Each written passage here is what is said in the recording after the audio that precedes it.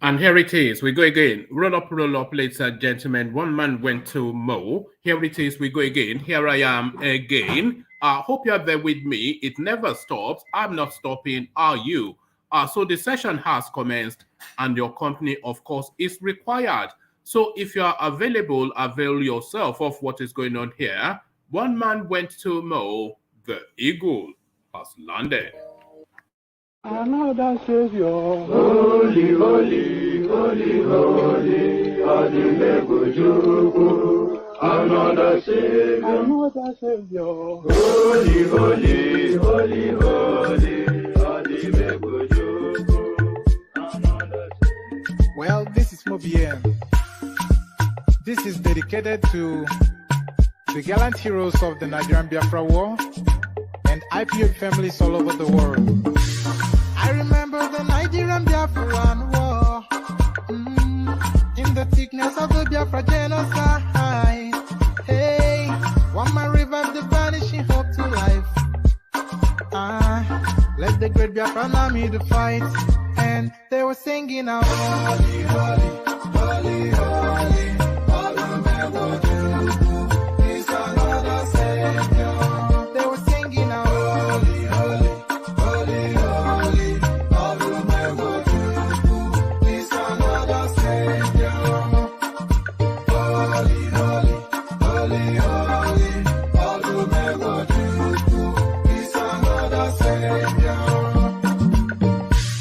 Many years after the genocide, whoa, yet another great leader has risen up now. Oh, and he's leading the Biafrans to victory.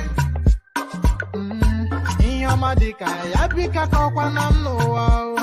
Hey, anamekele mazuche mefo.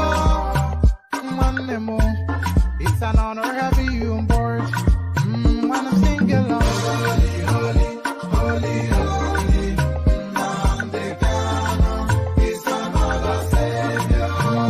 Sing along, holy, holy, holy, holy, Nandekano is another Savior. When I sing along, holy, holy, holy, holy, holy, holy, holy, is another Savior. Getting it right and getting it fast now. Holy, holy, holy, holy, is another Savior. Holy, holy, getting it right and getting it fast. Freedom is another Savior. Yeah, for freedom. Holy, holy, holy, holy, Nandekano is another Savior. Another Savior, holy, holy, holy, holy, Adimego Chukwu. Another Savior, holy, holy, holy, holy, Adimego Chukwu. Another Savior. Well, this is Mobien. This is dedicated to the gallant heroes of the Nigerian Biafra War and IPOB families all over the world. I remember the Nigerian Biafran war, in the thickness of the Biafra genocide. Hey, one man revived the vanishing hope to life. Let the great Biafran army to fight, and they were singing out, holy, holy, holy, holy, is another Savior. They were singing out, holy, holy, holy, holy, is another Savior. Holy, holy, holy, holy, is another Savior. Many years after the genocide, whoa, yet another great leader has risen up now.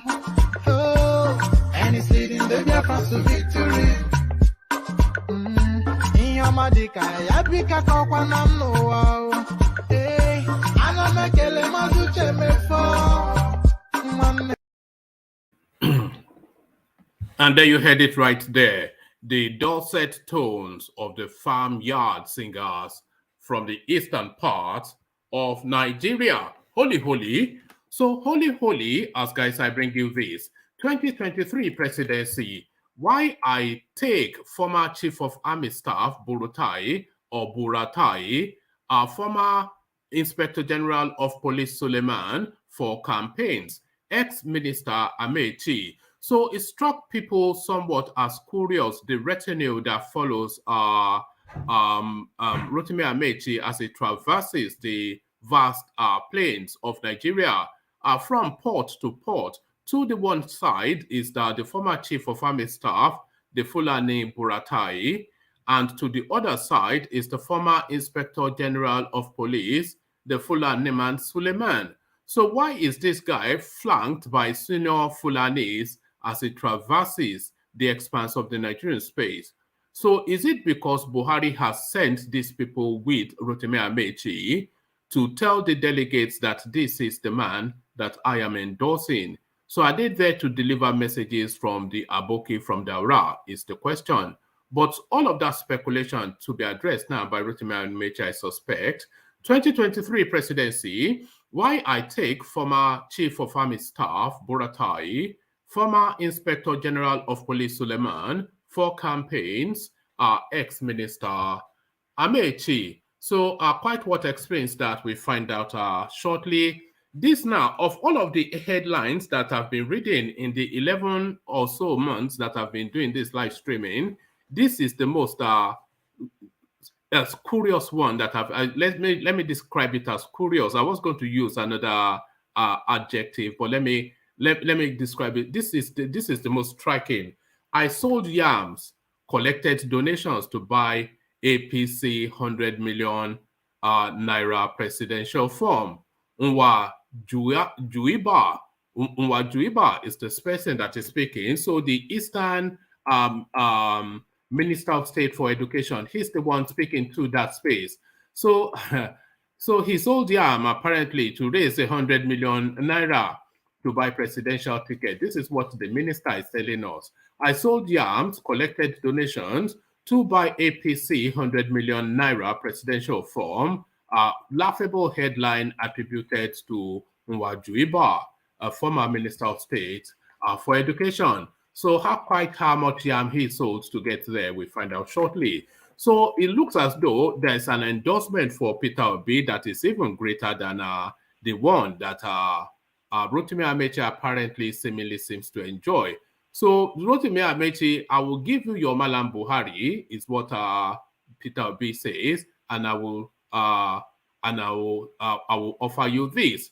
Peter Obi visits Downing Street ahead of presidential primaries. So you have your Malam Buhari, but I will present you encounter with the British Prime Minister. Seems to be the clap back of Peter Obi to the endorsement apparently of Rotimi Amaechi by Aboki from Daura. Peter Obi visits Downing Street ahead of presidential primaries. So quite what that means and what that translates into, we find out shortly. So why would he be invited to Downing Street is the question. So we'll go through that space twice. So we'll read two headlines and we'll try to read two readouts, but if they're too similar, we might abandon one midstream.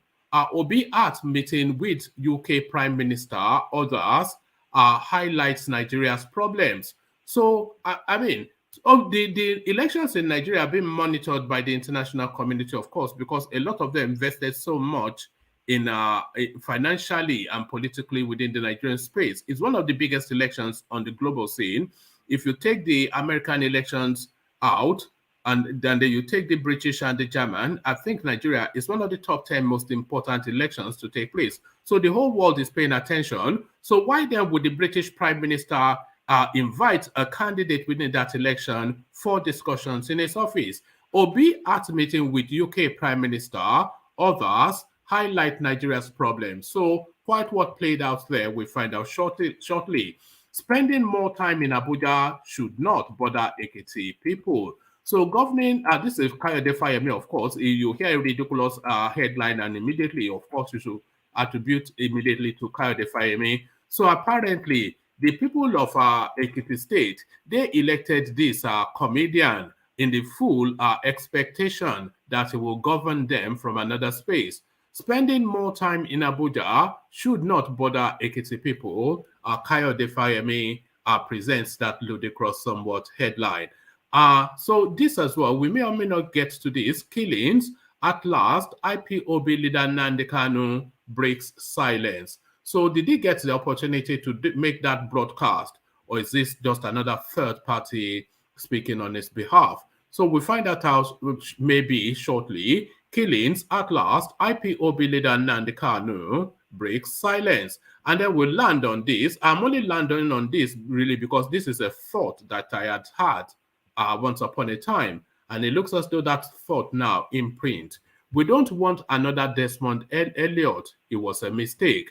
Banky W won after first election win. So we all know the experience that the Surulere space got of having Desmond Elliot as their candidate, who will go and put his photograph on sanitizers, and he will say that that is people empowerment.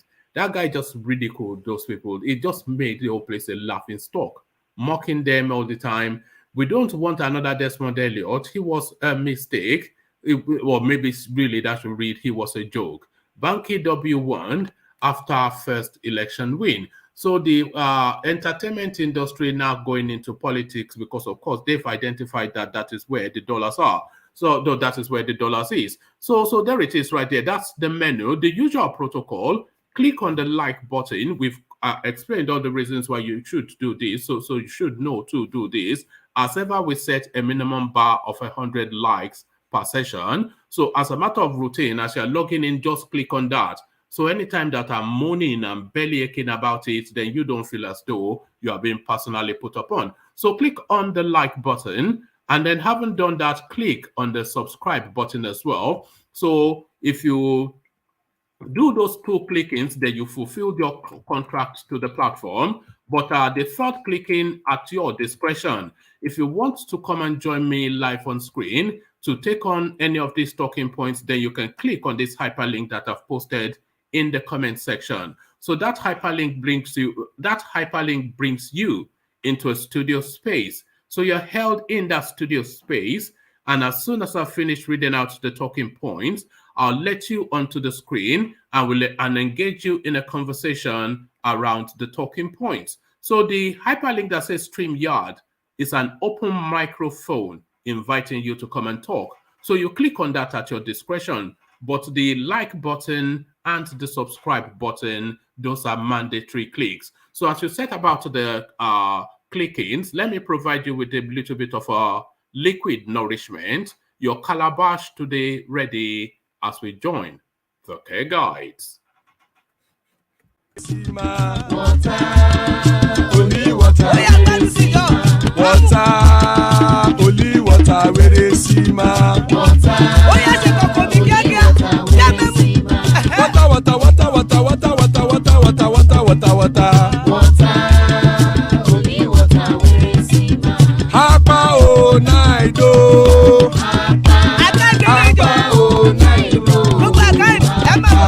Hapa you don't come oh.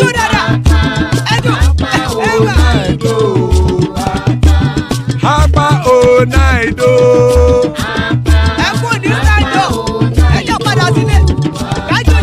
Oro keke elemu ye o.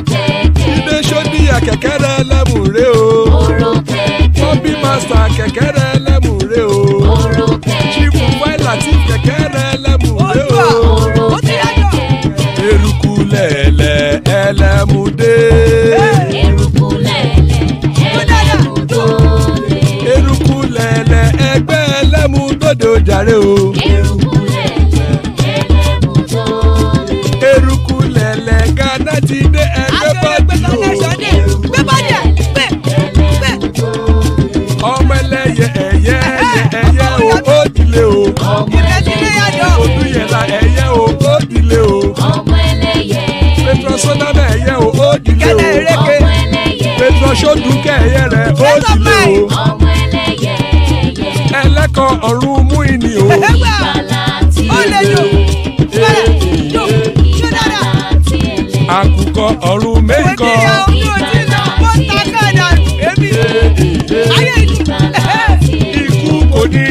gbéṣe o.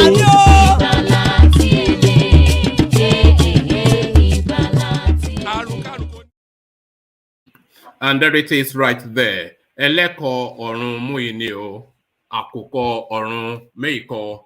Ikú kò ní rí wa gbéṣe. May death have nothing to do with us. No power, no prayer more potent or powerful than that.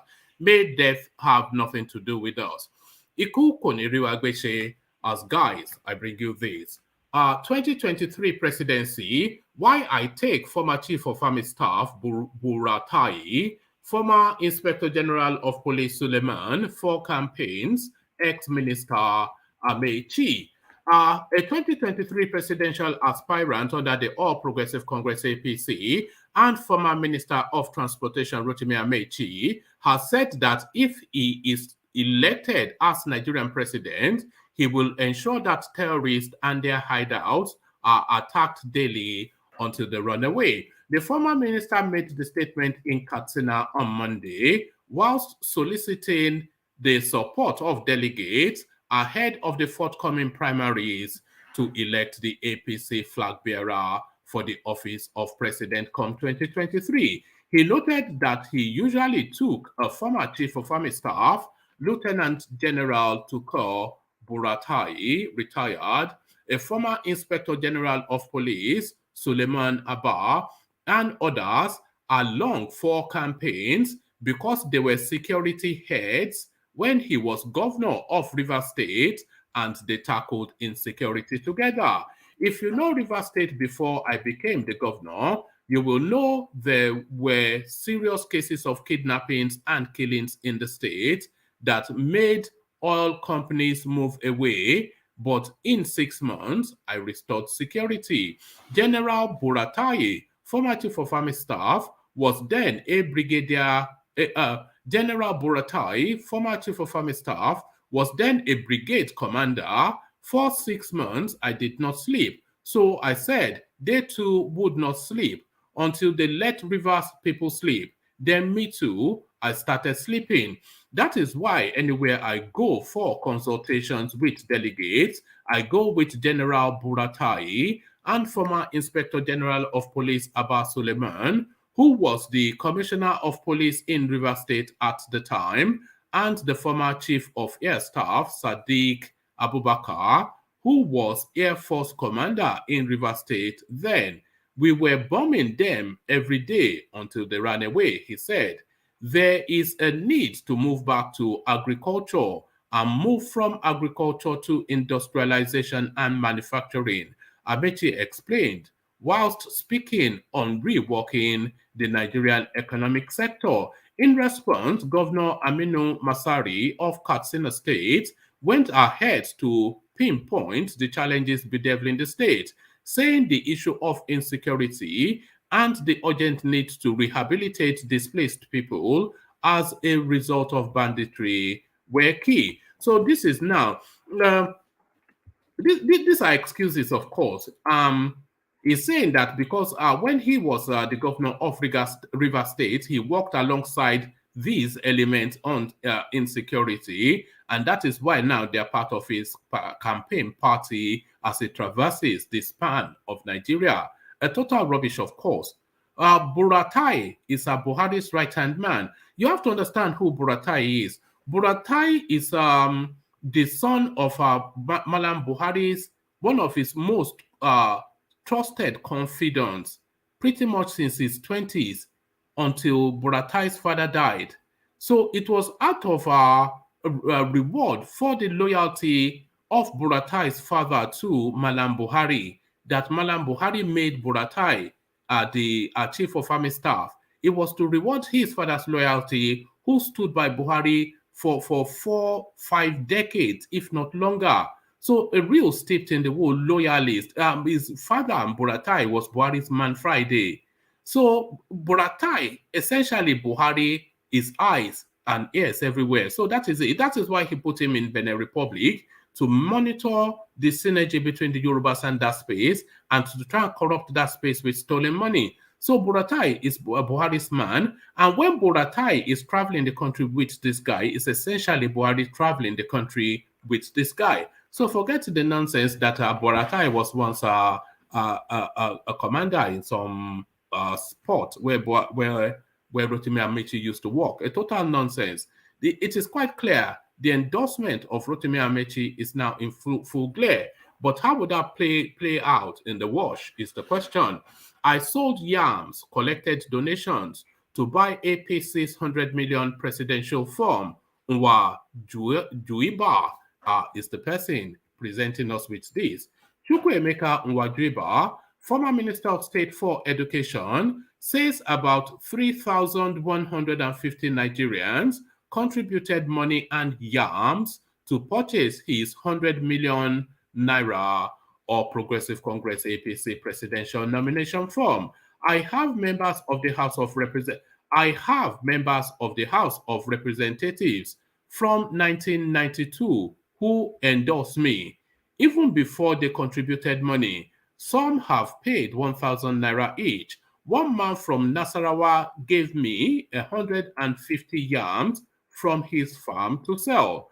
People are investing with the hope that there may be a new Nigeria, said the former junior minister who left President Buhari's regime on May the 10th to join the presidential race. He said his aspiration was about Nigerians contributing to a future they wanted. I must agree with you that we have monetized politics, but I can assure you that we have a president, Mohamed Buhari, elected who did not have money. I am only presenting myself to serve. I am not sponsored by the oil industry. So the only people who can sponsor me are Nigerians. 3,150 people made contributions, and we bought these forms, added Mr. NWAJIUBA. On the possibility of the party coming up with a consensus candidate, Mr. NWAJIUBA explained that he would abide by the party's decision. He disclosed that a recent meeting of presidential aspirants from the Southeast failed to adopt a consensus candidate. The Southeast does not want to arrive at a consensus. Southeast wants to work with Nigerians. We have only 7 presidential aspirants from the Southeast in the APC, and that is very small. But I am sure out of these 7, we have those in their 70s and in their 60s. Mr. NWAJIUBA reasoned. We have those in their 50s. We have every type you need. Nigerians must have the full breadth of Igbo diversity. He added, any type you need, Igbo people have it. So what we said yesterday was that anyone that has chosen, we are going at that. So what we said yesterday was that anyone that is chosen, we are going to back him or her. So there is no her in the list, so why the him or her? But the Igbo cannot even agree in a narrow field like the APC. So there it is right there. But the curiosity, he sold yams, 100 million naira worth to afford the form. This is what this criminal is telling us. Peter Obi visits Downing Street ahead of presidential primaries. Frontline presidential contender Peter Obi has arrived at the British Prime Minister's residence for talks, he said on Monday. It was not immediately clear where, let's start that all over again. Frontline presidential contender Peter Obi has arrived at the British Prime Minister's residence for talks, he said on Monday. It was not immediately clear why Mr. Obi of the opposition People's Democratic Party PDP is visiting London to meet with top British officials. It was also unclear whether or not Prime Minister Boris Johnson will take part in the meeting. What Mr. Obi plans to discuss with British officials was not also mentioned. Mr. Obi disclosed his arrival at Downing Street on Monday morning, days before he is expected to slug it out with other presidential aspirants at the convention of the main opposition party in Abuja. So there it is right there. So let's take a second reading of that to see if it adds more to what is already understood. Obi at meeting with UK Prime Minister, others highlight Nigeria's problems. So it looks as though maybe this might well be after the meeting. A former governor of Anambra State and frontline aspirant for the 2023 presidency, Peter Obi, has described the problem with Nigeria as mostly economic. Obi spoke on Monday in London shortly after meeting the Obi spoke on Monday in London shortly after the meeting of selected persons amongst the Commonwealth countries. The meeting took place with the Prime Minister of Britain, Boris Johnson, at his 10 Downing Street office. Obi, who disclosed that the meeting essentially deliberated on trade and investment amongst Commonwealth countries, also said it touched passionately on how the United Kingdom and other Commonwealth countries would encourage investment in Africa and how Africa Free Trade Agreement should be made to function actively so that African countries would reap the positive benefits from it.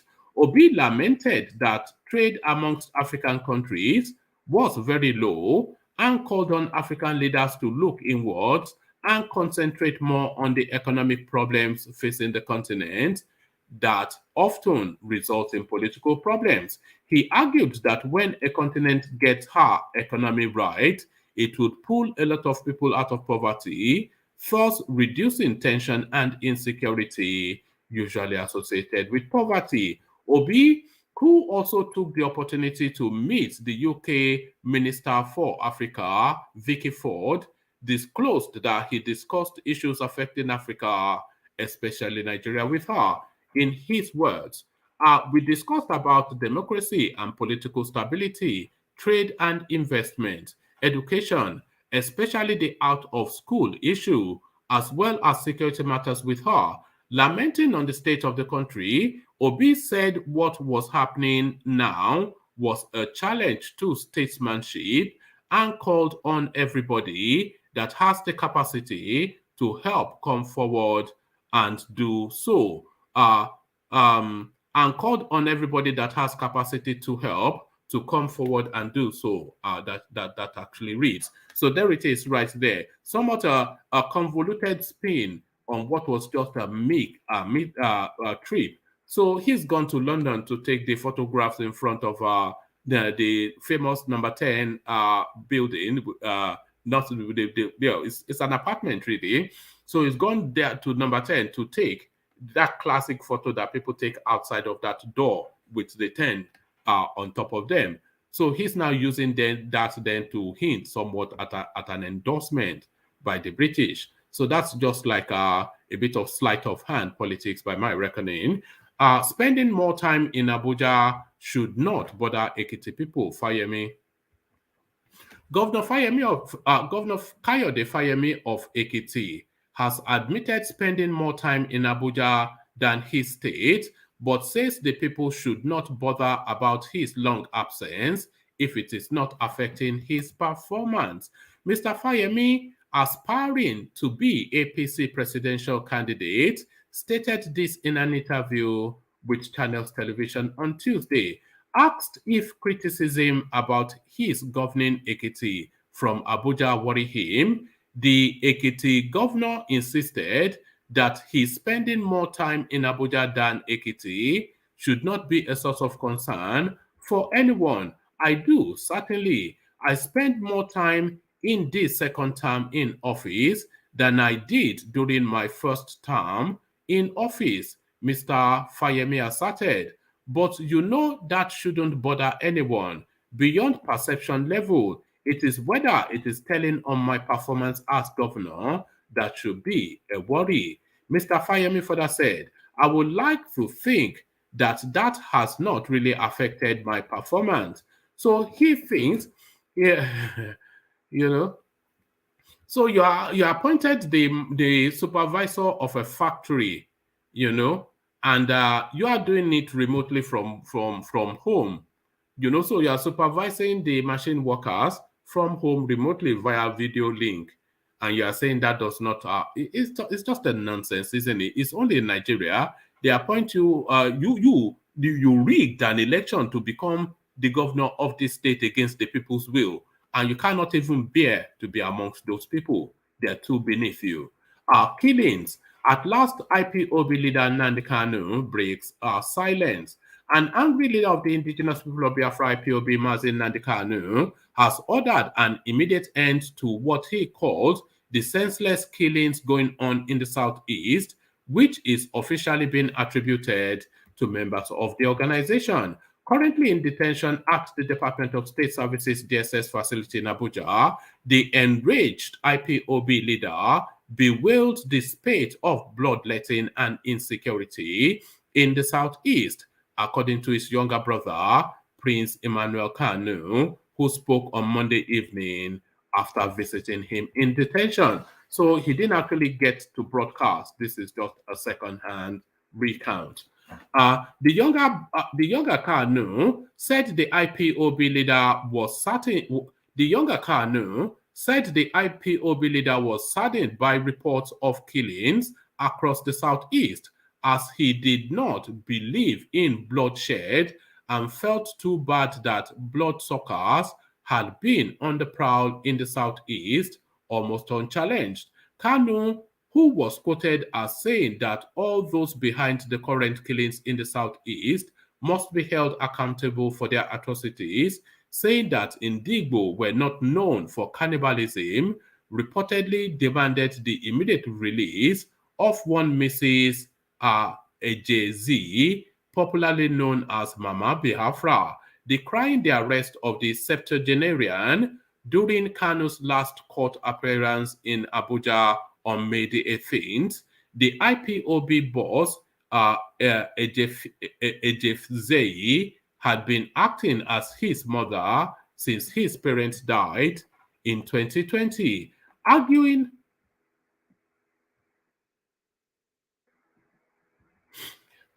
that the old lady committed no crime for coming to Abuja to solidarize with him at the court when she was arrested. So she was arrested, not, I think, by the authorities, not abducted by the Eastern criminals. So the first reading was as though the lady was kidnapped by Eastern criminals. So let me go 2 paragraphs up again, and then we're running through. Kanu, who was quoted as saying that all those behind the current killings in the southeast must be held accountable for their atrocities, saying that Indigbo were not known for cannibalism, reportedly demanded the immediate release of one Mrs. Ejezi, popularly known as Mama Biafra. So within that bracket, the suggestion is that she was kidnapped by the Easterners. But then this adds on to it, decrying the arrest of the septuagenarian during Kanu's last court appearance in Abuja on May the 18th.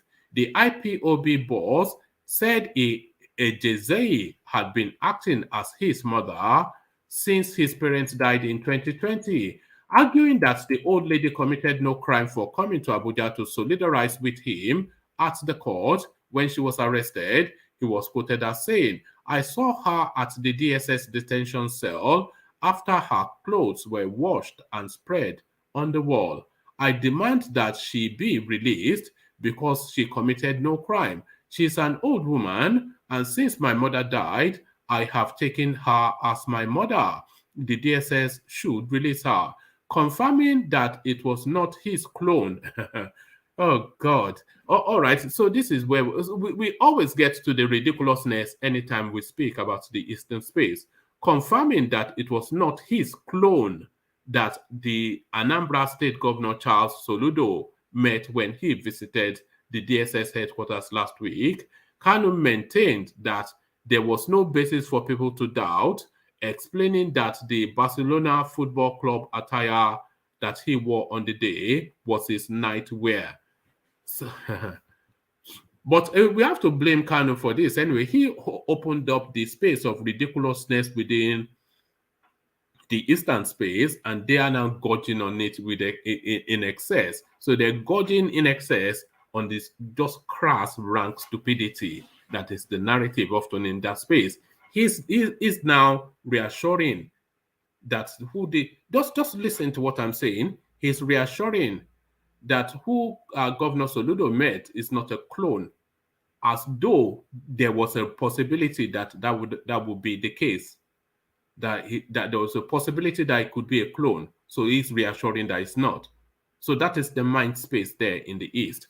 Kanu urged all to ensure there is peace in the Southeast, which is known for peace, adding that those behind the insecurity in the zone did not mean well for the people. So I wonder who then is responsible for the insecurity in the space. I wonder who opened that up. So now this now the last readouts. Then I'll come in to see if there's anybody there to take it on.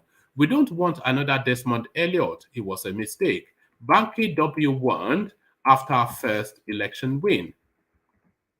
Many Nigerian youths have cried out to singer-cum politician Banky W after emerging winner at the People's Democratic Party primary election to contest the Eti-Osa federal constituency seat to keep to his promises and not disappoint like actor-cum politician Desmond Elliott.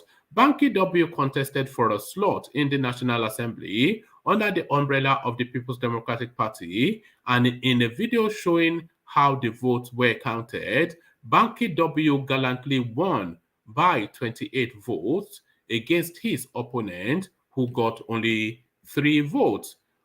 Winning the primaries means that Banky W will represent PDP at the House of Representatives. Winning the primaries means that Banky W will represent PDP as the House of Representatives candidate in the upcoming election. Reacting to the news, some Nigerian youths compared him to Lagos lawmaker Desmond Elliott, who turned his back against the youths after he joined politics. A popular tweet, Infatiti, said, "Congratulations to Banky W. He just won the PDP primaries ticket. Banky W represents hope for the future. Desmond Elliott was a mistake. We need more youth in politics, but sensible youth." Another one, Emma, will vote him. Hope he won't call us kids.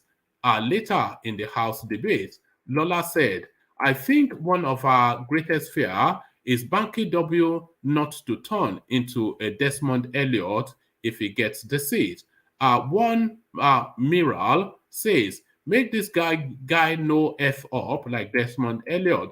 So this more equally a congratulatory messages to Banky W, as well as a verdict on Desmond Elliott, because everybody's saying the same thing. Joy China. I felt bad earlier today when they started spreading the rumor that Banky W lost the PDP primaries. I am glad to hear he won. Now the hurdle is for him to win against the principalities in Lagos State APC. And if he wins, I pray we don't have another Desmond Elliott. So this is Chimozuki. Dear Banky W, when you get there, please don't become Desmond Elliott. I take God, beg you. So congratulations to Banky W, they seem to be saying, and equally recording their verdict against Desmond Elliott. So there it is right there, and here they are right here. So good to have you, gentlemen. Thomas, I see you.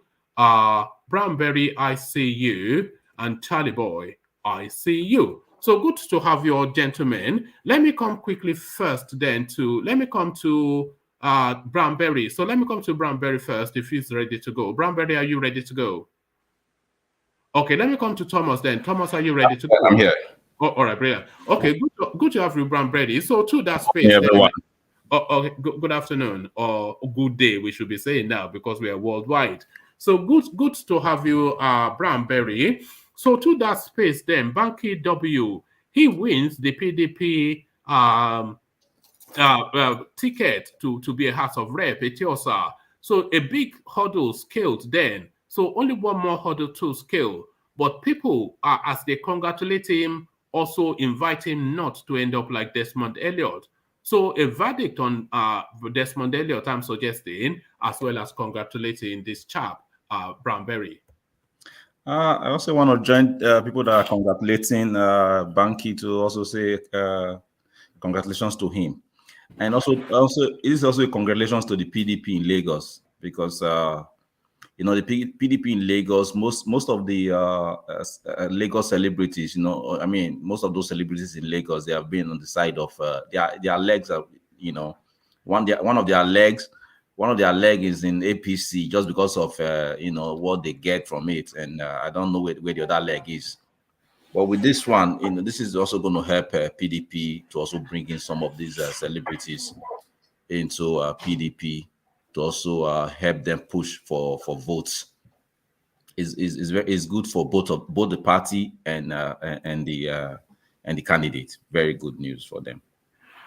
What about the criticism that he should have joined a lesser party that is that has a cleaner image than a party like PDP? What about the criticism that he's just joined the thieves? The problem is that those people they don't even know anything that are saying you should join smaller party. Look at people. Look at. Are we talking about Moralu right now? Nobody's talking about him because he's not going to get anywhere. This guy contested before, I think, the platform of ADC 4 years ago. He got nothing. He also said it. I listened to some of his interview that because there was no structure, he suffered a lot. He was doing everything by himself, you know, here and there, and he lost a lot of money, a lot of personal money. You understand? You know, because it was not in a major party. And same thing happened to Dele Momodu. You know, he contested twice before, I think, under Labour Party and other party, you know. So even with Sowore, all these people should come to the major party. Forget about APC is bad, PDP is bad. You come there, come and clean it up. Let the good people go in there. Let's stop saying that everybody in this party. Okay, look at, we have, don't we have Makinde? Don't we have Soludo? I mean, people should don't say, okay, why didn't Soludo go to ADC or go to one party that is not known, or Makinde, or the Anambra Guba? The fear is that these people will end up corrupting them rather than they end up sanitizing, and they are citing Desmond Elliot as an example. Not at all. Desmond Elliot hasn't really done anything wrong. He just spoke. I mean, he said something wrong. That's what he just said something wrong. He was just. It was being carried away, but now everybody's just slapping the guy here and there. I don't think that's fair. Would you consider Desmond Elliot a success because his constituents are recording that they've not seen any impact of him being in that space? Okay, what are they expecting from him?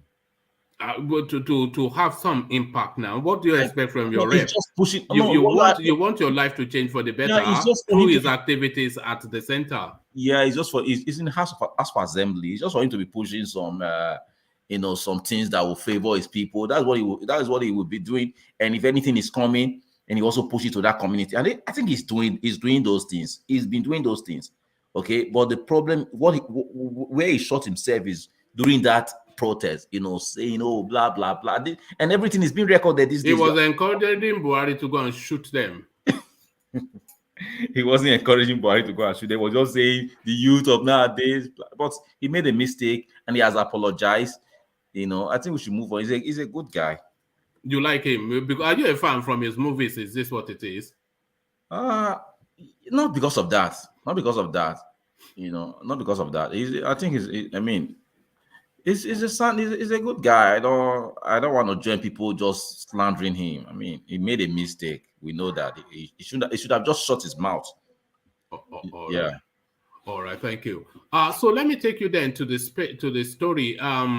Peter Obi visits Downing Street ahead of presidential primaries. So the pictures and imageries, they're all over the social media. The taxi driver that took him even to Downing Street, that took him for free, which fortuitously he happened to be an Igbo man, the taxi driver.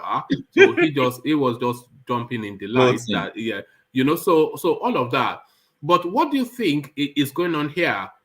Is he there at the invitation of the British Prime Minister? Did he have even conversations with the British Prime Minister? Did he just attend some event that was geared towards Africa and is using that photo opportunity of taking photographs in front of that famous door to hint at some sort of British endorsement.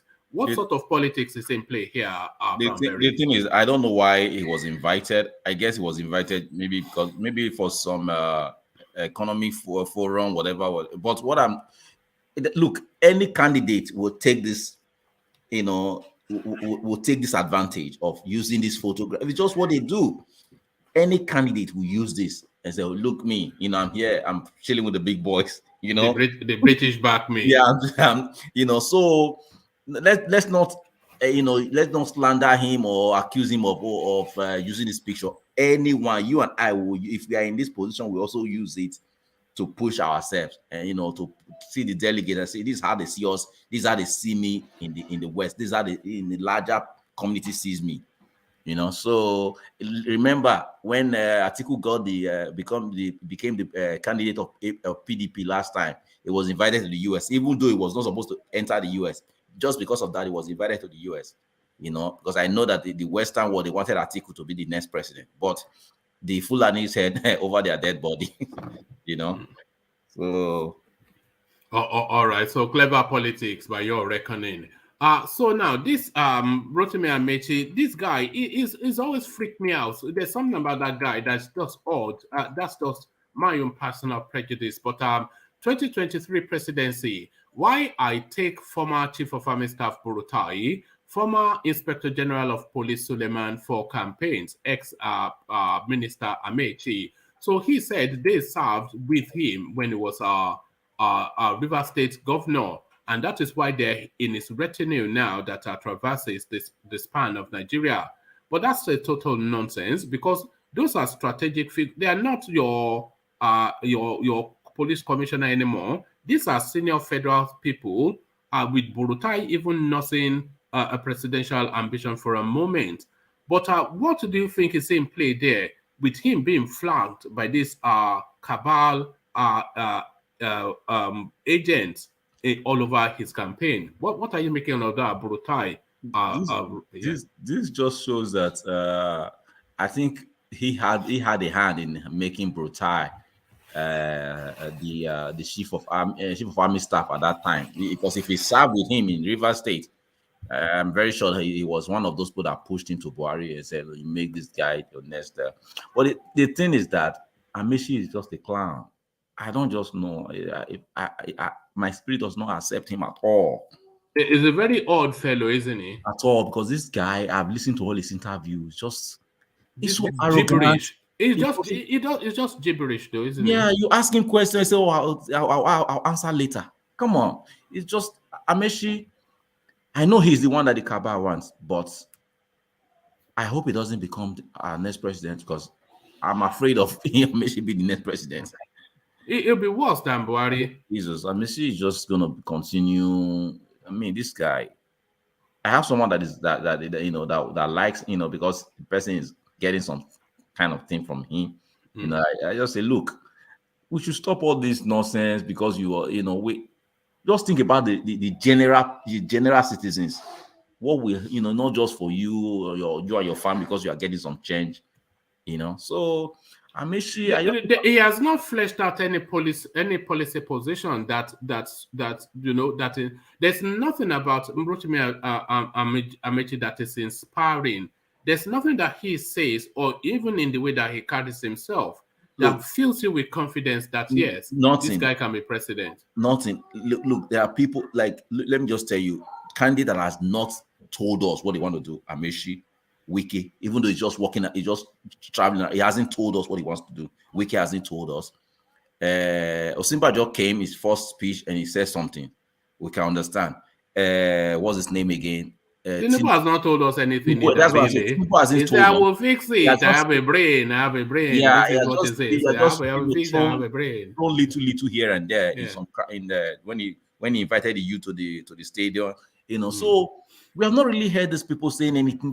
They are just going about visiting kings, visiting queens, visiting all those Akberos, and telling them, "Oh, I give you my blessing. I give you my blessing." Come on, tell us what you want to do. Amaechi hasn't told us that. There's nothing to look forward to in that 2023 election. If you look at the field, There is nobody you see outside of Peter Obi. There's nobody you see that you do not think that if this person becomes president, we're in trouble. If you remove Peter Obi, including Yemi Osinbajo, Osinbajo, no, I think Osinbajo is no, I don't. Are you confident in him, Osinbajo? Yeah, I am confident. Though it should, like I always like in in the West, if a party comes and fail, they treat everybody, they treat their fuck up, like they always say. They will treat all of them. You understand? They will just if the mid election is coming out in the US. I mean, they will just pity. I mean, the Democrats are going to get it very hard. So that's how it is. If you do wrong, you'll be smacked. But we have two major parties. I think Osinbajo joined in APC because we want to get away from this regular politician. I think Osinbajo and Peter Obi, they are the one that will take us away from these regular politicians. And so we'll start seeing politicians that have ideas,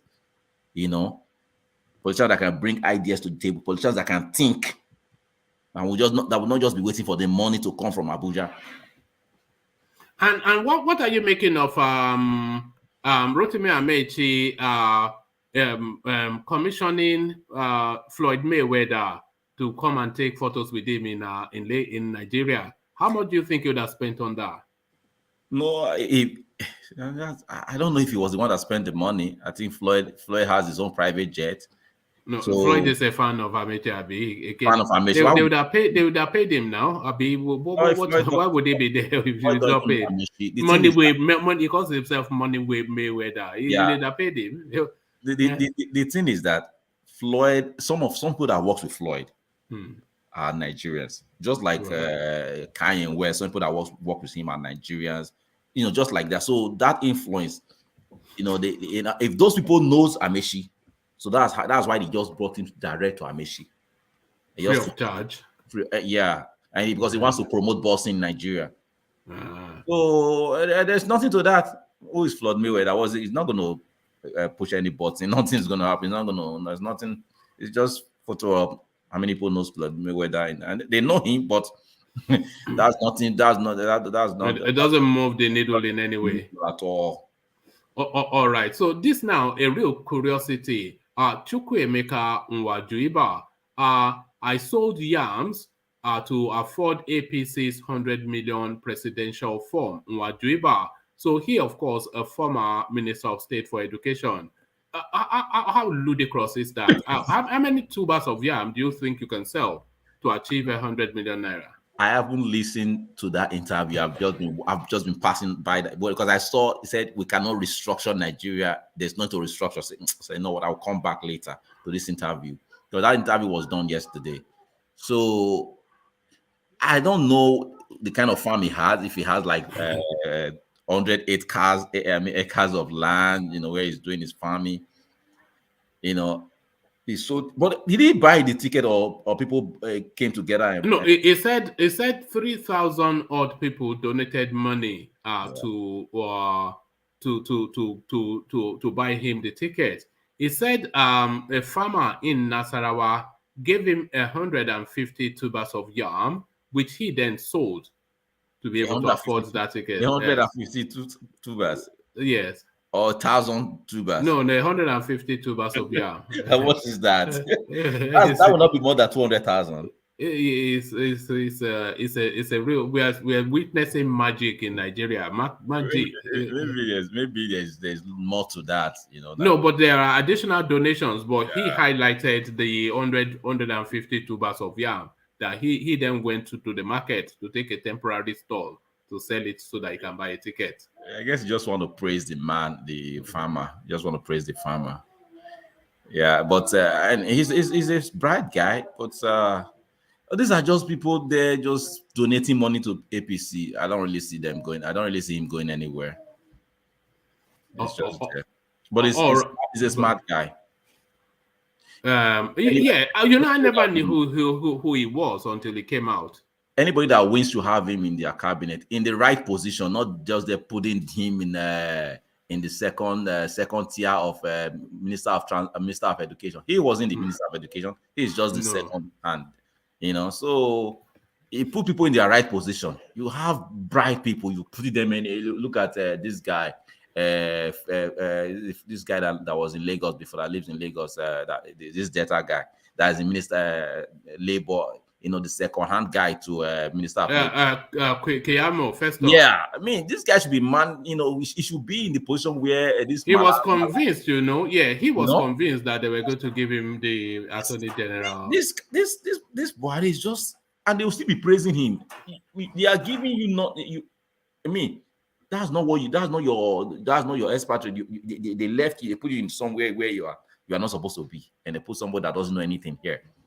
You know, for me, whoever becomes the president shouldn't say, oh, because this guy is from APC, this guy is from PDP. You should get the bright mind from all the parties. They put them together. If they want to be in that government, they are patriotic. They want Nigeria to move forward.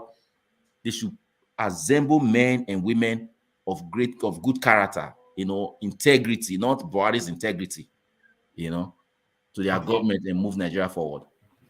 All right, so we've heard one ridiculous headline of this guy saying he sold yam to afford 100 million presidential fund. But which is more ridiculous, Brownberry, that headline or this one? Spending more time in Abuja should not bother Ekiti people. This is Kayode Fayemi. So as soon as it was rigged into the Ekiti State House, he went for the inauguration, and that's the last time he set foot on that on those shores. So he's governing the state from Abuja, and it was Fayemi, yes, and he was confronted with this in a Channel's interview, and he says, yes, I admit, yes, I do live in Abuja. That's where I live. That's my home. But there's nothing wrong with me governing. Are they complaining that they are not being governed properly? I can govern them remotely. That is the expanse of my intelligence. So which is more ridiculous, the yam seller or this idiot? Have you heard such a thing? You forced yourself on a state which you cannot even bear to visit because the people are too smelly and dirty. You live in Abuja and you are governing them from there.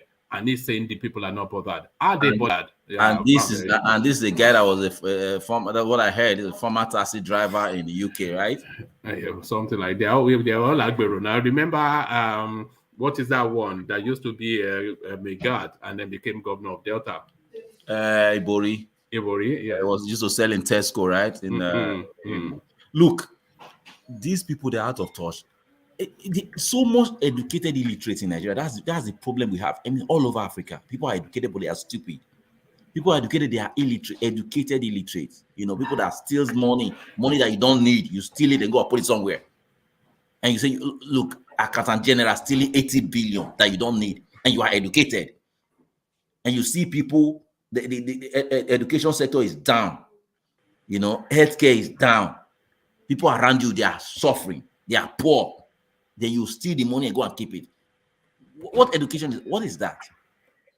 You know, I don't understand what is wrong with some of these people that say they are educated. Is it possible what this guy is saying, to live in Abuja and govern Ekiti State? Is it possible? Go to the north. All the northern governors, they are all living in Abuja. Yes, nobody lives in their home. Niger State governor lives in Abuja. Kebi, Sokoto, all of them. They all live in Abuja. They're just from there and they are talking from Abuja. It's even certain governors, they are even at home. The northern governors, they are not at home. There are only two governors that live in their homes. There were three, really. What's it called? Obaseki, Sanwo-Olu, and Makinde. The rest of them, they live in Abuja. I think so. Maybe now Soludo that just started. Yeah, maybe, yeah, he would live in his home state, yes, of course. It's crazy.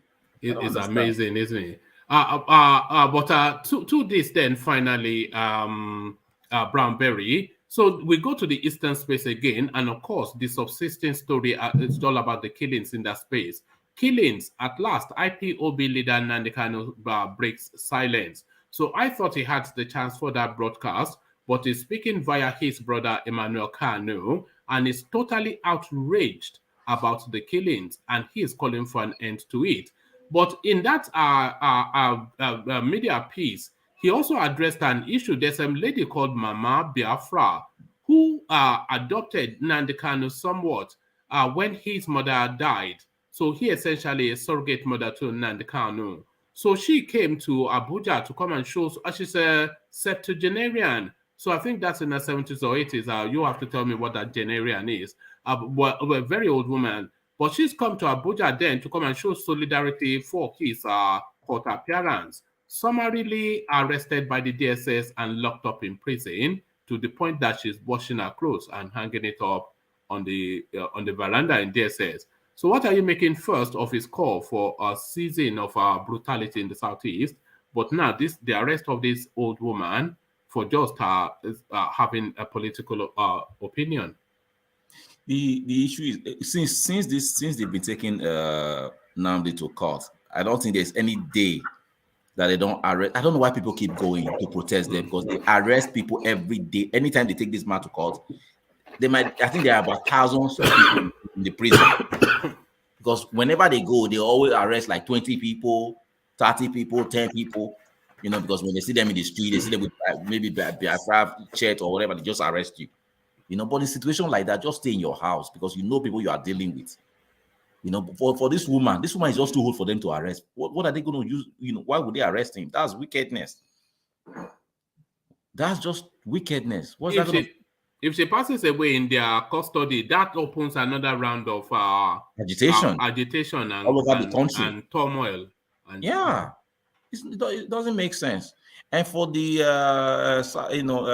what is they said the destruction of Southeast or no, the killings in the Southeast. He's somewhat outraged that look, you're not doing this in my name, and it should cease, and it's even inviting the authorities to go after them aggressively. Look, I said it that day. When you open the door, what is going on in Southeast right now is no longer in the hands of the IPOBs. These are criminals. They have taken over that space. Remember, this IPOB, this Boko Haram, it started like, let's use it against Jonathan's administration, but now it's out of hand, and they can't they now even have splinters, like different group. You understand? So that is just the issue, and it's gonna. I don't know how, because if they are making money from it, it will be very difficult for them to stop. So I just hope, they are able to come together, talk to them, and whatever they want to give them amnesty within. I'm not saying amnesty from the federal government, but the governors want to do anything for them to just like, let's stop this killing and this armed robbery, beheading of people and here and there. I guess politicians also have hand in this, like that guy was saying last time, that there are there's also political angles to this. Some people are not, like, in the case of Anambra, some people were not happy, like that man, that what's his name, the Uba family, how they are dangerous people, So one of my eyes looking at them, just trying to make sure that they frustrate this Soludo's government. And whoever have the hand in this, I just hope that they will be exposed, hopefully by God's grace. All right, thank you. So let me acknowledge Alexander Superchat, and then I'll go on to Thomas. Alexander Superchat to that space of the yam seller. He says that Minister of State for Education is from my wife's village, childhood friend of hers. I hear is academically brilliant and a friend of Buhari. So anybody that Alexander does not know in Nigeria is not worth knowing. So I'm glad he knows me. So that makes me worth knowing. That Minister of State for Education is from my wife's village, childhood friend of hers. I hear is academically brilliant and a friend of Buhari. So a little anecdote to add on to that space by Alexander. So thank you for that, Alexander. And thank you. He has been with Buhari for a long time. Yes. It wasn't a name that I was even aware of, because you don't tend to really know the Minister of States because they are junior ministers. But now that he has come forward, so we wonder then what his play is. But apparently it's just a yam seller. Look at that. Unbelievable. 100 million naira worth of yams. So there it is right there. And look with UK looking like Papa Jasko. you know. So Papa just go joins us, and there it is right there. So thank you, Brownberry, for opening the session up for us. So let's go on from you to Thomas, who hopefully is with us. Thomas, are you there? Okay, we don't appear to have Thomas. So let's then go straight then to UK then, that is full of smiles today. So UK then to the space of Kayode Fayemi, who insists that he can be governor. And before we go to UK, we are looking to hit that 100 likes on the stream again, which we have been hitting fairly regularly. So if you and we've not even come anywhere close. We're close to 200 people watching the stream. We need a minimum of 100 likes because that pushes us up the YouTube algorithm. So if you have not clicked on the like button there, please do. As you listen to UK then, tell us his take on Kayode Fayemi's assertion that he can live in Abuja and govern Ekiti State, and the people don't mind. If you were from Ekiti, UK, would you mind? Well, I mean, him wanted to be a governor. I don't have anything against him because everybody have the right to vie for any post in Nigeria. But the fact you have the qualification, you know, I mean, he can vie for the post. Sorry, UK. He's already governor, but okay. He is the governor of Ekiti State. But he lives in Abuja and is governing Ekiti State from there. So he was challenged on Channels Television as to why. And he says, yes, he lives in Abuja and governs Ekiti State, but the people don't mind. Okay, well, I mean, it is wrong to be in Abuja and start governing your state because there's no need of you being. Is he a governor of Abuja? I mean, that's my question now. Is it why? I mean, why did you, if you know that you can govern in your state, why did you vie for the position? You know, because the right thing to do now, because people voted you so that you can get close to your people.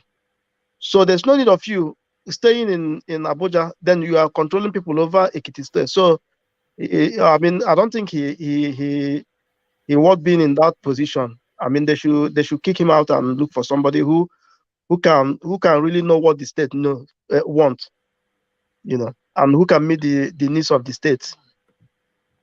All right, thank you.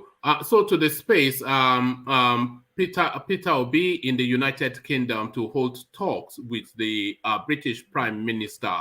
This is the story that he's putting out in the public space. But somewhat, it seems as though he was just a part of a seminar that is going on about African and economies. So what are you making though of Peter Obi taking photo opportunities at number 10 Downing Street and trying to, by association, infer that he's been endorsed by the British Prime Minister? So Peter Obi, the British candidate, what are you making of that, UK? Well, isn't that what happened exactly? What happened during Buhari when they came to White House? Then this guy Obama endorsed them that Jonathan should step down so that Buhari will take over. I mean, it's just almost the same film that he's playing out now. That's what I can say. So I don't know why. I mean, there must be a reason why, you know, they invite him to come over there. Okay. I sold yams, collected donations to buy APC's 100 million naira presidential form. It's a junior minister, CHUKWUEMEKA NWAJIUBA. So he's claiming then that he sold yams to be able to afford the 100 million naira presidential nomination form. What are you making then? Is the minister a yam head? Well, say it again, please. All right. Just the minister that claimed just the minister that claimed that he spent 100 million naira on the nomination form for from selling yams. Well, do you believe? Well, we don't know. I mean, it could be true because we don't know how when he started selling the yam now and started saving the money for him to have that kind of money to use it to buy from for the position. that's the question we ask now. When did he start selling the yam now?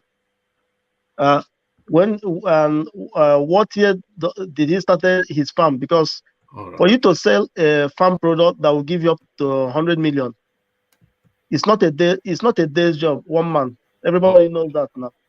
All right. Thank you, UK. Yeah. All right. Thank you, UK. So let's go on from you, UK, to World Peace, who hopefully is with us. So World Peace, are you there? Yes, I'm here. All right, brilliant. So let's come to you then, World Peace, and to that space that I was just discussing with UK. Hopefully, you have a broader scope on it. I sold yams, collected donations to buy APC 100 million naira presidential form. The minister NWAJIUBA. So a lot of these people, they come up with fantastical ways that they got their forms. So it was farmers that bought the forms of Emefiele. So this one now, he sold yams to get his own forms. It was our friends and families that bought Tinubu.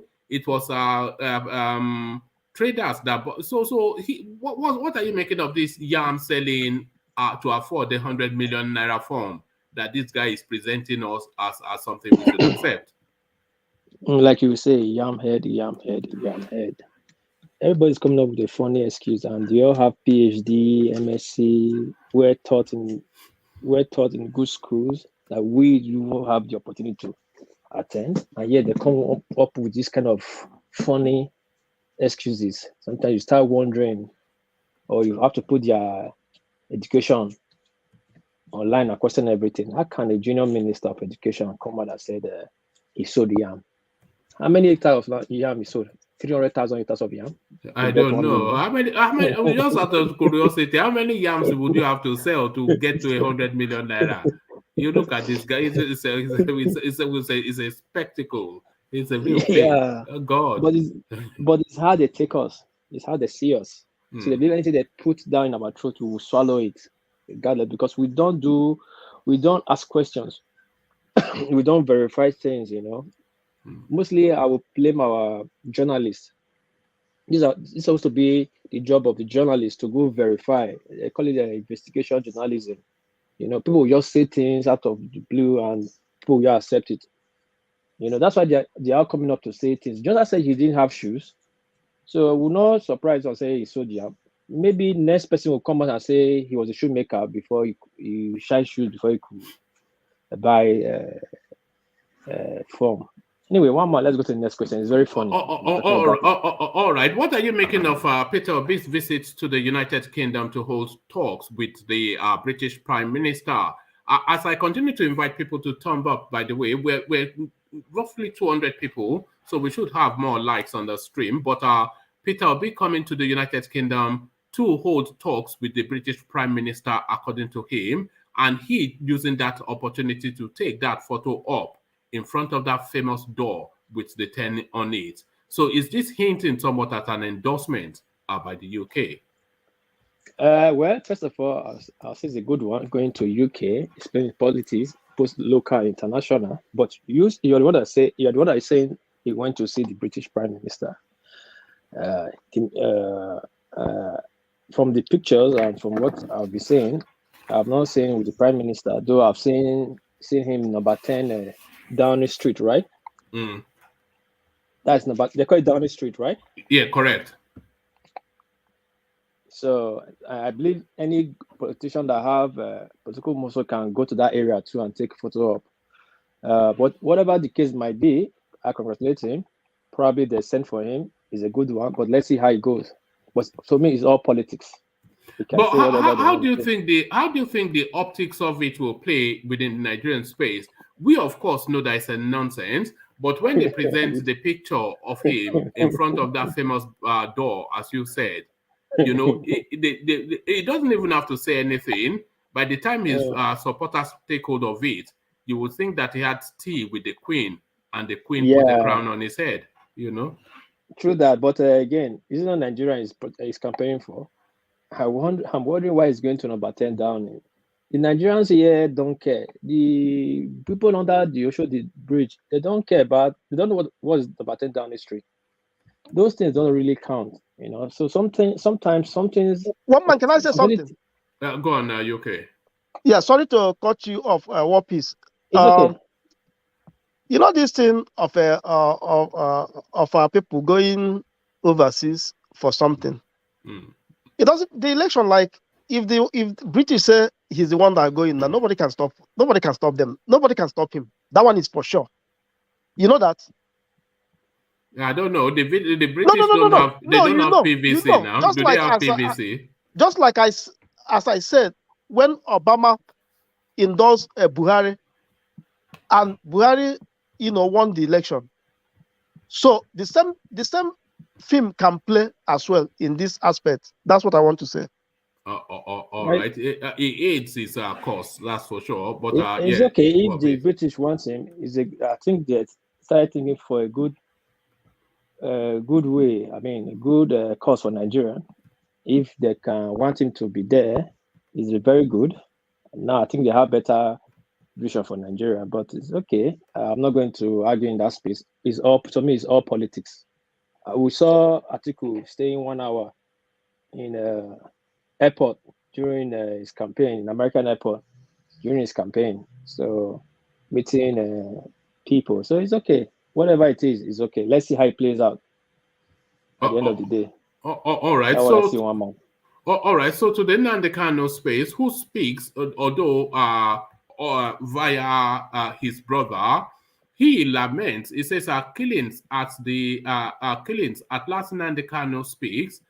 So he's speaking about the killings in the southeast, and they're saying that is very, very enraged. But more to it, when he had his last court appearance, one of the seniors that supports him, who somewhat he has adopted as a mother, they called the woman Mama Biafra. Her name is Mrs. Ejezie. So she was arrested at the court by the DSS and locked up, washing her clothes in the DSS and hanging it on the wall. So this somewhat seems to enrage even more. And he says, so this is what Kanu said, arguing that the old woman committed no crime for coming to Abuja to solidarize with him at the court when she was arrested. He was quoted as saying, I saw her at the DSS detention cell after her clothes were washed and spread on the wall. I demand that she be released because she committed no crime. She's an old woman, and since my mother died, I have taken her as my mother. The DSS should release her. So this woman turns up in Abuja to show solidarity with her somewhat son. They arrest her, throw her in prison, a septuagenarian, for no other reason than having a political opinion. What are you making of that, Walt, please? Okay. First of all, I don't support the DSS, what they are doing to protesters in Abuja. I don't support what they're doing to that woman. Everybody have freedom of, to associate. But again, I don't support people causing nuisance in Abuja too, in the name of supporting Kanu's trial, But that woman they detain is very, very unlawful. If you detain somebody after 24 hours, take her to court. I don't know why they are detaining her. I don't know how, with that help them get what they are looking for from Nnamdi Kanu. That's how I see that. That one is really, really wrong from the DSS. To detain her are you suggesting that they would not have detained her without reason, because her having a political opinion would not surely be sufficient enough of a reason to detain? No, I'm not saying detain her. I'm not saying detain her was wrong, but I said after 24 hours, they have taken her to court. No, I'm saying, are you saying they could not have detained her without a reason? Yeah, first of all, like I said both sides. I'm not in support just detaining protesters. At the same time, I don't supporting protesters going there and making nuisance out of themselves. But just as detaining her, probably they found something wanting her. But for me, keeping her out so long without trial, that's the part I don't like. At least take her to court, then remind her, then we understand what she's up against. So right now, what I'm saying is now people will not have the chance to propagate that place and spread false rumor You understand? So they should do the right way so that we understand the reason why they're detaining her. These are the reasons. Why is the AA? That's why we're detaining her. And we're taking her to court, and the court will remind her or give us more time to investigate her. As simple as ABC. But you know, in Nigeria now, Malam now, Yaboki, we always do things like Aboki. You know, that's how I see it. All right, brilliant. So thank you, World Peace. So let me go on from you, World Peace. Let me go to Insibidi, who joins us. So Insibidi, are you there? Yes. All right, brilliant. So Insibidi, let me then take you then to your champion then presently in London, holding meetings according to him with the British Prime Minister, indicating somewhat an endorsement by Britain for his candidature. What politics do you think is in play there? The funny-voiced Peter Obi. Well, Peter Obi has connections due to his years of, not just with the politicians, but someone that has been in the financial, banking industry for many years, and he has obviously, that he has a strong footing in the banking sector of in Britain. So that does not surprise me that he's been invited for whatever summit that they have. He said it several times. The man did not just appear. Even that interview that he had on Classic FM, he said the same thing that that's not even the one that is going to attend. He's just this one. This one he just came maybe abruptly. He was talking about like in a week's time, uh, another minister from prime minister, I think from Africa, one country in Africa is going to have a meeting. The man has he said several times how he had meetings with governors of different states in the U.S. Just him that he doesn't travel with entourage. So I think if there's any way his campaign can exploit the the Do you think it's in UK just really for the photo opportunity of taking photographs with the white person in front of the number 10's door so that he can then present that to his adherents to infer at some sort of endorsement by Britain? Oh man, I'm sure you're much more knowledgeable than that. But Yes, for I'm the sake of knowledgeable the to that. conversation, That's what he's doing. That is what is for the good sake there. of the conversation, let me answer that. You see, you absolutely not, absolutely not. Uh, it's simple. You can't just show up. They have to invite you, especially someone of his of um, of his maybe standing or political whatever. So he cannot just show up. That place definitely was invited, and because of his relevance to the summit or whatever they are having there, so he was invited. But I'm saying that it's also not a bad idea if is someone from his campaign, like maybe Donyo Okukwe, since he's the campaign manager and all that, if those people can exploit that and try to, sometimes politics is dirty, so maybe once in a while they should just say, try to So they push should it. be dishonest. You are inviting them to be dishonest, to No, they should not. mislead? They should They are not mislead going. people. They are not going to lie because he was invited and he's there. So why don't they just amplify the news, and put it all Amplify or over? embellish. Not really embellish. I'm not a supporter of embellishment. That's why I usually clash with a lot of people, even on your platform. I don't like those embellishments and things, wild assertions without any facts. So I don't think they should do that. But I'm just saying that it's clear that the man was invited and he's been invited every time. The man was talking about how they don't invite him within Nigeria, but every other place they're inviting him.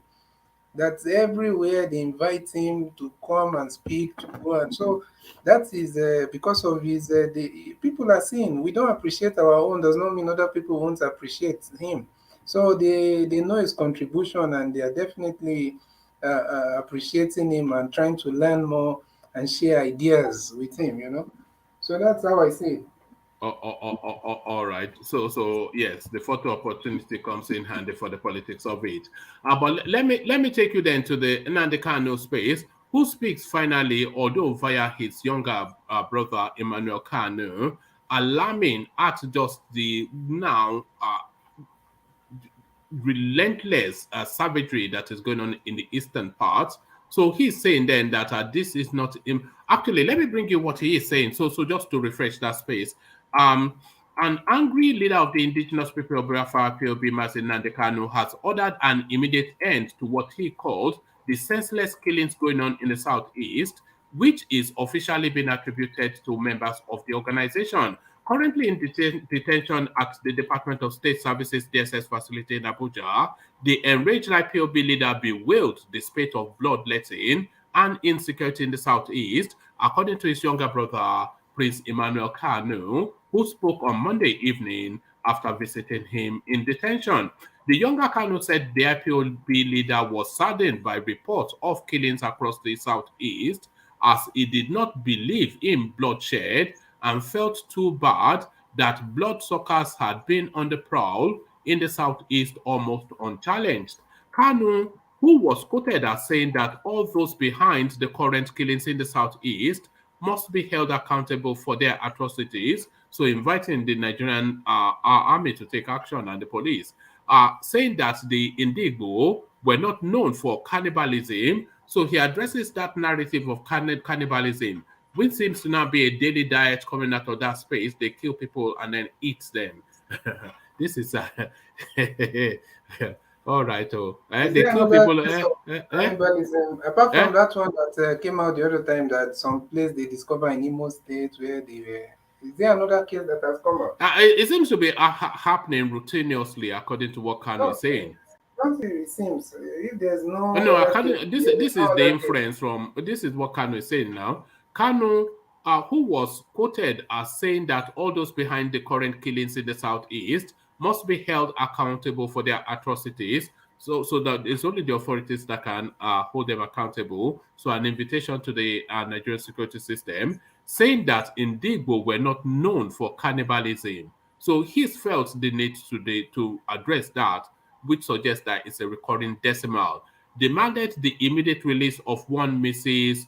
Ukamaka Ejezie, popularly known as Mama Biafra, declined the arrest of the septuagenarian during Kanu's last court appearance in Abuja on May the 18th.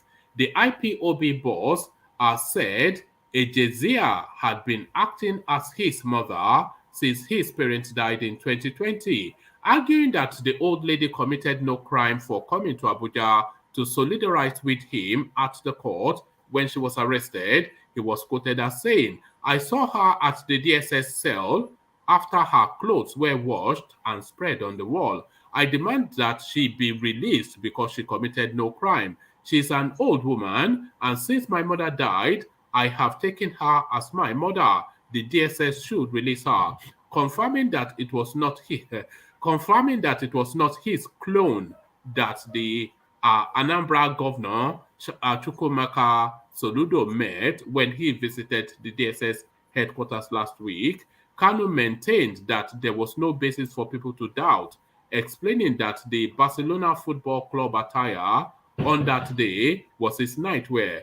Kanu urged all to ensure that peace in the southeast, which is known for peace, Kanu urged all to ensure there is peace in the southeast, which is known for peace, adding that those behind the insecurity in the zone did not mean well for the people. So a lot of spots to hit on that space, but frontally first is calling for now a cessation of the killings in the southeast.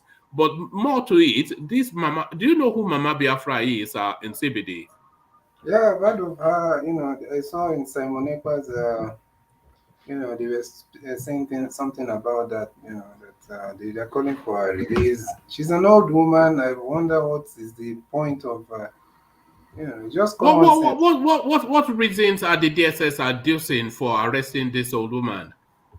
Well, I think it might just be guilty by association, or maybe because you saw what they did to the Nollywood actor Chinwe Talabu. So it means No, he was once being provocative. So that one's a different matter. He was being yeah, provocative. but they arrested him, and you saw if not that people, he's more like in a, they can't just classify him directly as a as an agitationist, someone. So because of his Nollywood career, so there's the way they definitely had to treat him a bit different. If he was just another pro IPOB person on the street in the east, you think by now he will be free? He will still be in their custody. So, but for this mama, it doesn't make any sense because, like what someone said, if you take her to court, do things the right way. Why is it so hard to do things the right way in that country? Nobody, even in the Kano situation, do things the right way. Go to court, handle this thing the right way. These people are abusing their power. They are abusing their power. It doesn't matter. Even if someone is caught stealing, you have to still do things the right way. Well, she You have was to only take that recently to court. arrested. She was only recently arrested in CBD. Yeah, that's what I'm saying. Why arrested? Has she not spent up to 72 hours there, or at least 48 hours? Does it make any sense? So they should just release the woman, or if you have any charges against her, you take her to court. And how can you hold someone for more than 24 hours? And you're saying that. So for that, I don't really. And for the issue of Kano. Speaking against the insecurity, yeah, Yeah, inviting an end to cannibalism in the southeast. Yes. Do you there's think? no cannibalism. One man, I don't know why you want to go into that space. I don't know how. No. I'm only. It's the talking point now. Well, In, it's okay. in CBD, this is the first time that Kanu is addressing this issue. So he's not saying that there's cannibalism everywhere. He has heard of it. He's not telling them to stop. So I don't know Yeah. Yes, why you yeah, are. yeah. Do you Yeah, not that's what I endorse? was just Do gonna you not say. endorse that? It says do you not endorse that cannibalism should stop in the southeast? That in CBD, are you pushing One back man, again? these things you can't do it with me. You can do it with other people. You know me. I understand your methods, but you see, he's not speaking to. Definitely, I'm sure maybe he has just heard of that incident. He's in the detention, so he doesn't get information the same time we are getting information.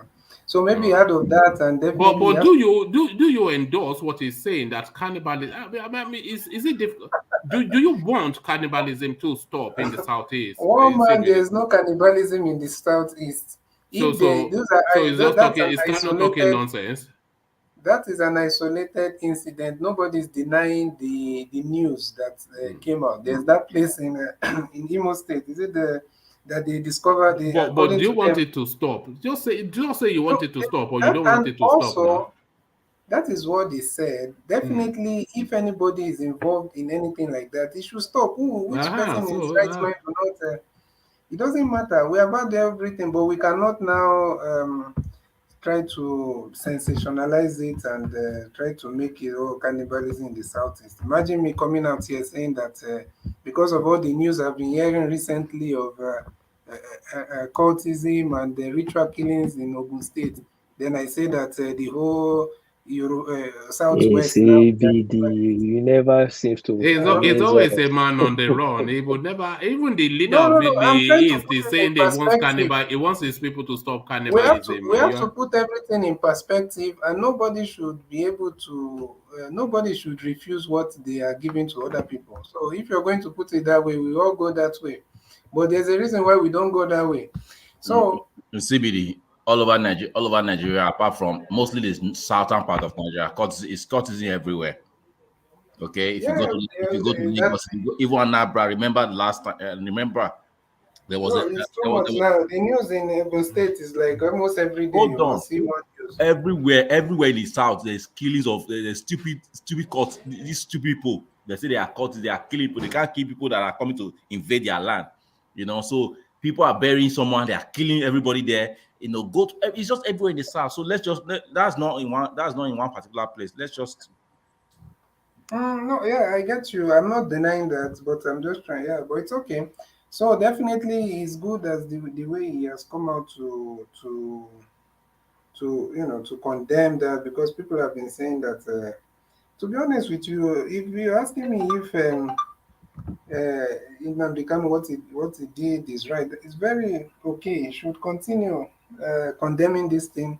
That's why I said the other time that these people that conspired to rendition him the way he was renditioned, and you know, it's either it was a very foolish decision that they don't even know, or they intentionally did it to promote insecurity in the southeast. Because anybody with his common sense will know that if you take that man and lock him up somewhere, that people, both his own people that are legitimately involved in the agitation, will raise their voices more, and the ones who are trying, who want to capitalize on that to perpetrate crimes, they will do more, they will do worse things. So that's why I'm telling you that there is a, if we are talking about infiltration in the southeast, I told you before, the infiltration I'm looking at is not from the angle of, oh, the UGM are not Igbo guys. No, the infiltration I'm looking at is more of a psychological mind game that these people played, because they understand that locking this man up somewhere without due process is going to promote insecurity in that region. And maybe that's what, maybe it's benefiting some people at the top. We have seen, what's the name? I know you won't bring that news, one man. We saw how, what's the name? Hope Uzodinma came out, said it with his own mouth. That is an APC governor. With his own mouth. Said what? He has said it almost like 3 times now. But the last one, you can just Google, you find it. He said the insecurity is not being done by IPOB, that those are politicians responsible for it. So why are we not, bringing, why are we not magnifying his voice? Because it does not suit our narrative. So we have to say, I just spoke about that earlier on. We know that, but the truth of the fact now, Hope Zama said he's politician. Now he's a saint. Umar said he's Igbo. You say no, he's an APC member. You cannot be trusted. So why is it like that? What are you talking about? Well, I'm talking. Why we don't be sentimental? Just go with the facts. I'm not sentimental. Yesterday we talked about it now. What is true that there's also some politicians are also sponsoring these things. I'm not displaying that part. I was saying that yesterday. But what I'm saying is that the door has been opened. Who opened the door? So your guess. Sorry. What piece? I think what Bramberry is really saying is really the point, because that space was opened up by the IPOB narrative, which was aggressive and violent, and some people that are not as intelligent as the level of the conversation that they're hearing, they took it as a literal invitation to violence, and they've now swamped that whole space with violence. So it's outside of IPOB's control, but that narrative, that window was opened by IPOB. There's no refuting that. Yeah. I'm not going to argue with you guys, but I'm just also going to tell you this.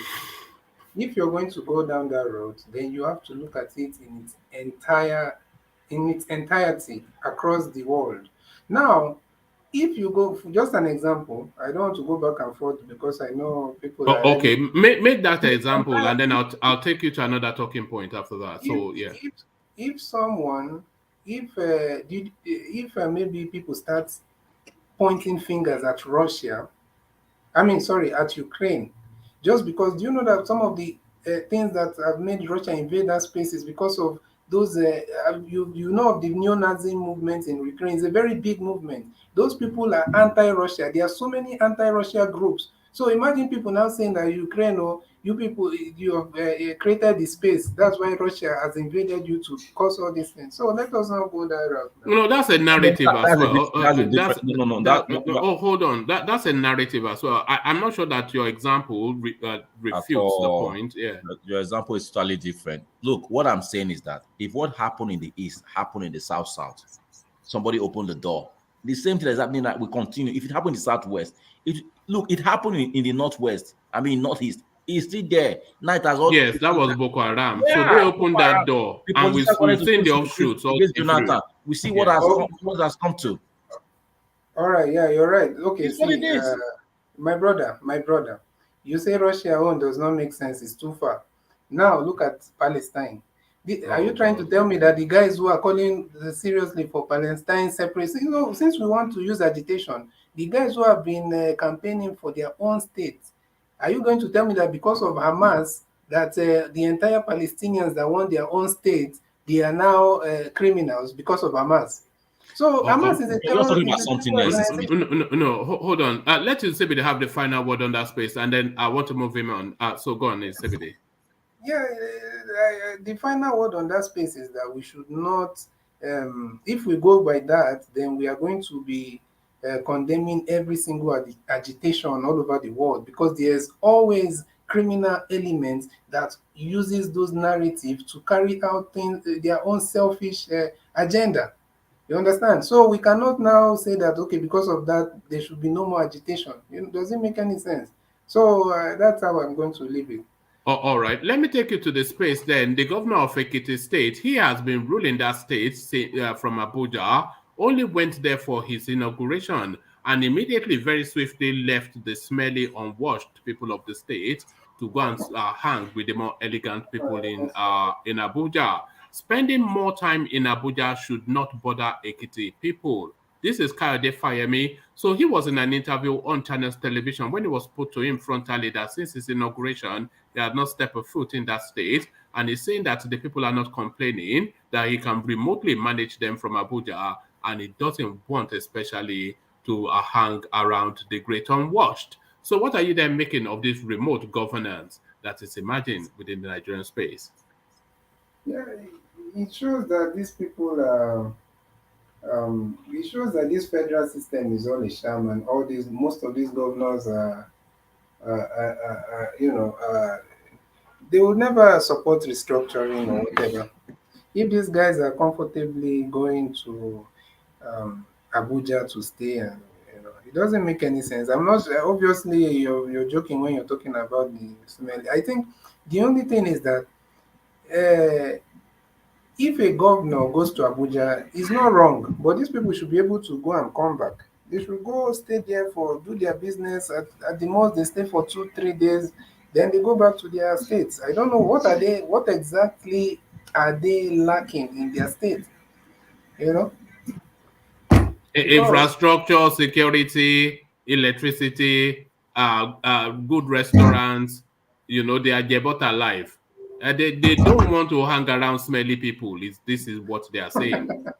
oh man, no, Yeah. it has nothing to do with that. I think that these people are they want to be on ground where they can lobby directly for national benefits for their own selfish interest, or national whatever.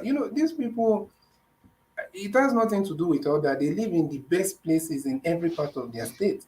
They have the most security. All that you're saying, it has nothing to do with it. Do It's you think just if the Ekiti people, if they bathe more, do you think their governor will spend more time with them? if they who is Ekiti on this platform that you're trying to to The governor is saying the people are too smelly and he doesn't want to hang around them. So if they sorry, bathe more, is sorry is this an not even invitation there. for them to bathe more? No. Woman, like I said, that is definitely because of they want to do direct lobby. They don't want, maybe they don't trust the middlemen anymore. They want to be close to where the national cake is being shared. And that is why most of these guys will not want someone like Peter Obi, because the man is telling them that there's nothing to share anymore, that now they have to build, How and did we forget pivot? about How sharing. did we pivot from Ekiti to Peter Obi? But No, uh, yeah, okay. really, on a more serious note, in CBD, should there be some sort of mandation that a state governor must spend a minimum amount of period per year within their own home state?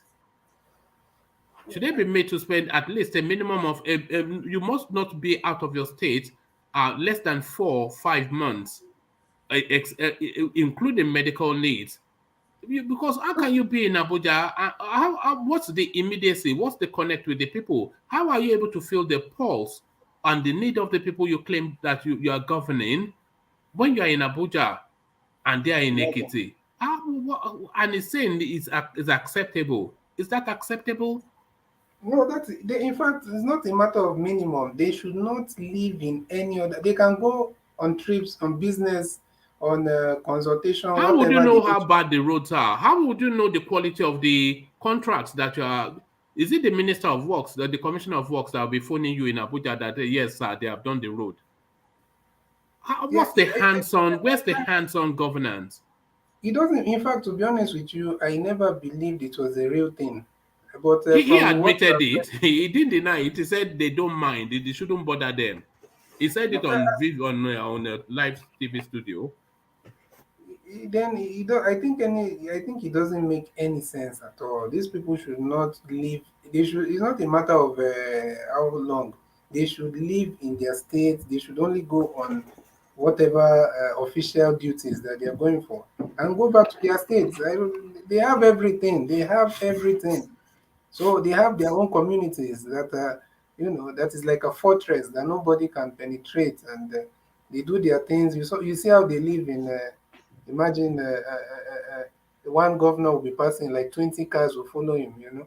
It's even from Peter Obi that I learned. Okay, sorry, since you don't want to hear Peter No, Obi no, no. name, Of course, I may speak freely as you will. I can't it's tell you even what not from to. Yeah. it's even from him that I learned that in America that if one governor goes with about 10 cars, the next day they will impeach him because they have limited every resources is directed and is being how did they use that English? Is it monitored or So there's a requirement. That's the point. So and if these people, I remember, I don't know if it was Trump or one U.S. Lawmaker that said some time ago that how in the world these countries, so-called poor countries, many of them have presidents that are richer than any president you find in the Western world. And you're calling yourself poor country, and you're saying that you're poor, and you're saying, and meanwhile, a man that is from a very poor country has resources that all the lawmakers or in the US Senate put together cannot afford. So we need to just know that it's an animal mentality that people are practicing in many parts of Africa. People are suffering, and it's crazy. It's a madness, in CBD. This thing that you just talked about and we just resigned to, it's a madness because, you know, we see the open stealing and we see that those resources, what equals, we see the gap between what they are stealing and the deficit in the infrastructures that affects people's lives, you know and I'm the telling West you, is and we just work. We are not able to do anything about. It's like they are robbing us right in front of our eyes, and we're not able to do anything about it. very simple. One man, you see, okay, I'm sorry, I don't, people could accuse me, no problem. Peter Obi made this thing very simple for me to understand, or anybody that is listening also to understand. You're saying that borrowing for projects, borrowing for project. Now you borrowed a combination of 100 and what? Is it $30 billion? And you're talking about third, what is it called? Third, is it second Niger bridge. You're talking about a road from Lagos to Ibadan. You're talking about all that, and he was giving the mathematical breakdown of these things, and it does not make any sense. You say third mainland, how do I keep saying third mainland? Second Second Niger Niger Bridge, bridge. yeah. You're saying it's going to cost 250 billion naira. And he was just saying that, okay, deduct that from this debt of 100 and something billion that we borrowed in this period of time. And it doesn't make any sense. He was saying that with just one third of that of that debt or that loan, that you would have done all of these projects and still have more projects that you need to do if you want. So you still have the resources for more projects. And you're saying that you borrowed for it. So he said that we should just say the truth and say that these people borrowed money to share. And that is the truth. So because people are saying that infrastructure, and it's not making any sense. He gave the example of how government steal. That's why I'm surprised. If that man gets the primary ticket, then it means that there's a very big change, because these people are evil. He's talking about that he wanted to build a school in his state, and the government people calculated 106 million to, to solve the the erosion problem of that school. And when he spoke to the owner of the school, the principal of that school directly, and the man was saying that they need 26 million. So he was saying that, okay, so you just give him the 26 million, and the other guys are saying, no, we are the government, we have to do all that. That's how they steal money. And he said, no, the man who will do it said 26 million, give it to him direct. And that's how you eliminate corruption. But these people will never allow someone like that. That's the reason why he was tried to impeach twice from as the governor, because he could not play the game. He could not, continue with the corruption with these guys, you know. So it doesn't make any sense. It's not a matter of selling, it's a matter of common sense. We need to understand this is what is going on in that space. Once there's accountability, poverty itself will reduce automatically. It's just a real travesty. The 100 and something billion that they claim to, well, not they claimed, but that they have borrowed. Out of that 100 and something billion, not more than 10 billion, if even that, because the cost of second Niger bridge is no more than a 500 million naira spend. Yeah. The Lagos Ibadan Expressway is not rail something is no more than a 500. So you cannot account for more than 5 billion in infrastructure in the 150 something billion Imagine that they that. claim to have borrowed. Imagine So that. what's happened to the rest of the money? He's stealing. They've stole everything. So that's why he's And they telling just take it to and they are lying to Saudi these to go and people. pretend to be Arabs. And they are lying to these people that the administration is into infrastructure. That was what he broke down. You're talking about infrastructure. You've borrowed all this for infrastructure, and just 10% of what you've borrowed in real time, that is the cost of all the infrastructure you claim that you've done. So what is wrong? Where is the remaining 90%? So it doesn't make any sense. You're talking about what's the name? The Attorney General, 80 billion. That's the budget of one state that somebody stole. So once there's All of accountability, them are from the borrowings, because these are not just magic money. When we hear all these figures, they are not magic money. They are exactly, actual real money that is dollarized, that's dollar backed. So we have to look at these things.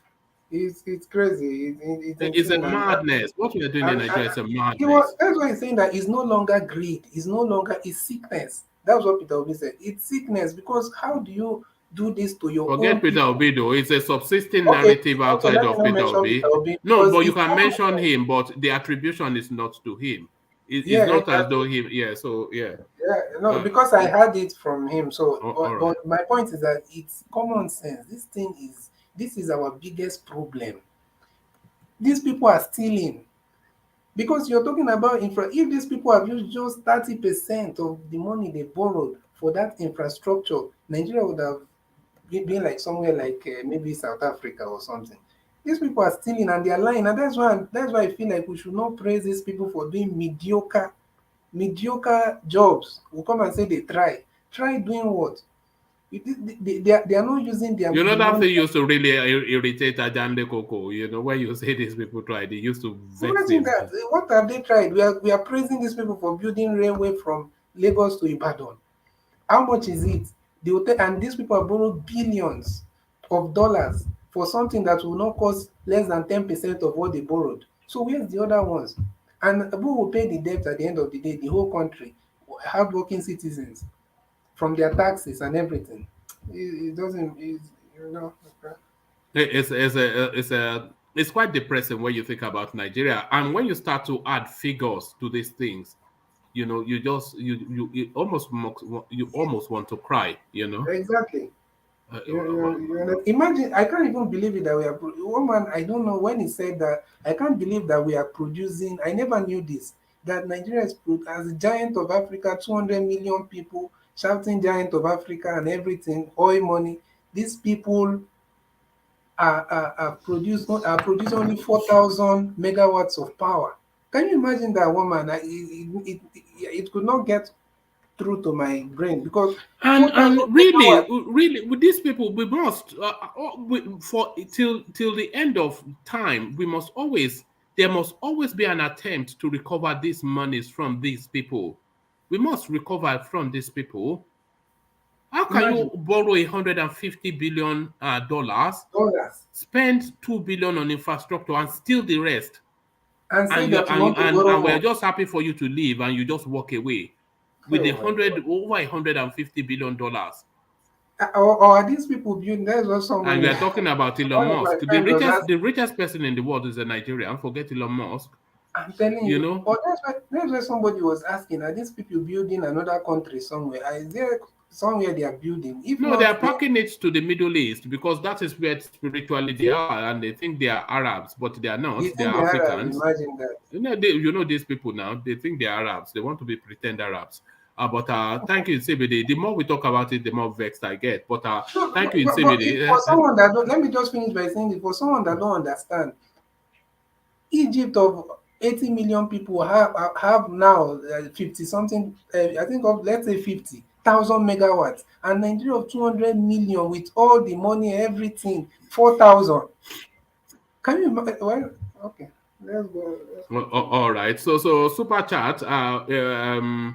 Ademi Tobi Loba, also known as Solly. It says, "I am head Solly, just marking my presence." So Solly in hiding, of course. Thank you for the super chat, Solly. But Solly in hiding, as a state governor, hides in Abuja as well, claiming that the Ekiti people, they are too smelly for him to be around.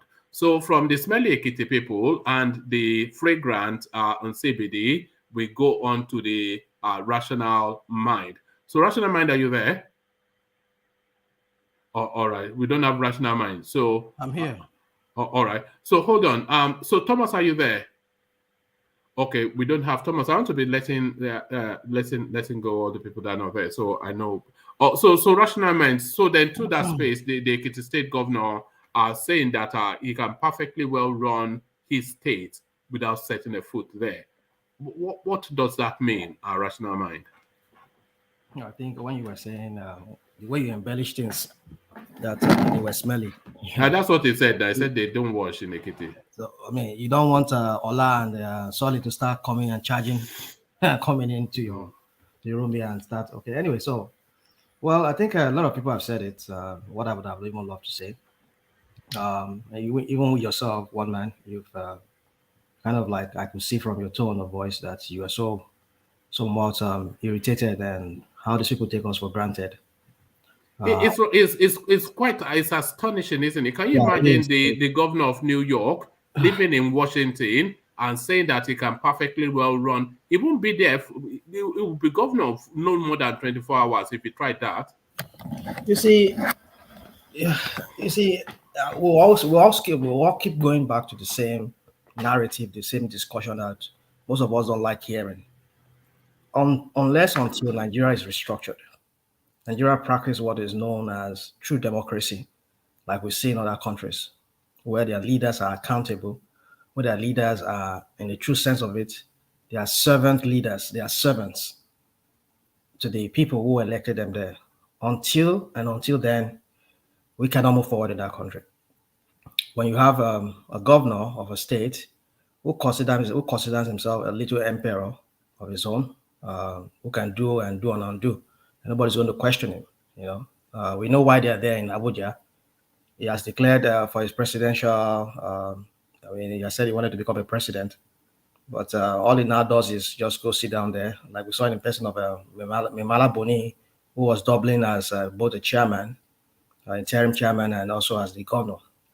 You see, APC is a party of lawlessness.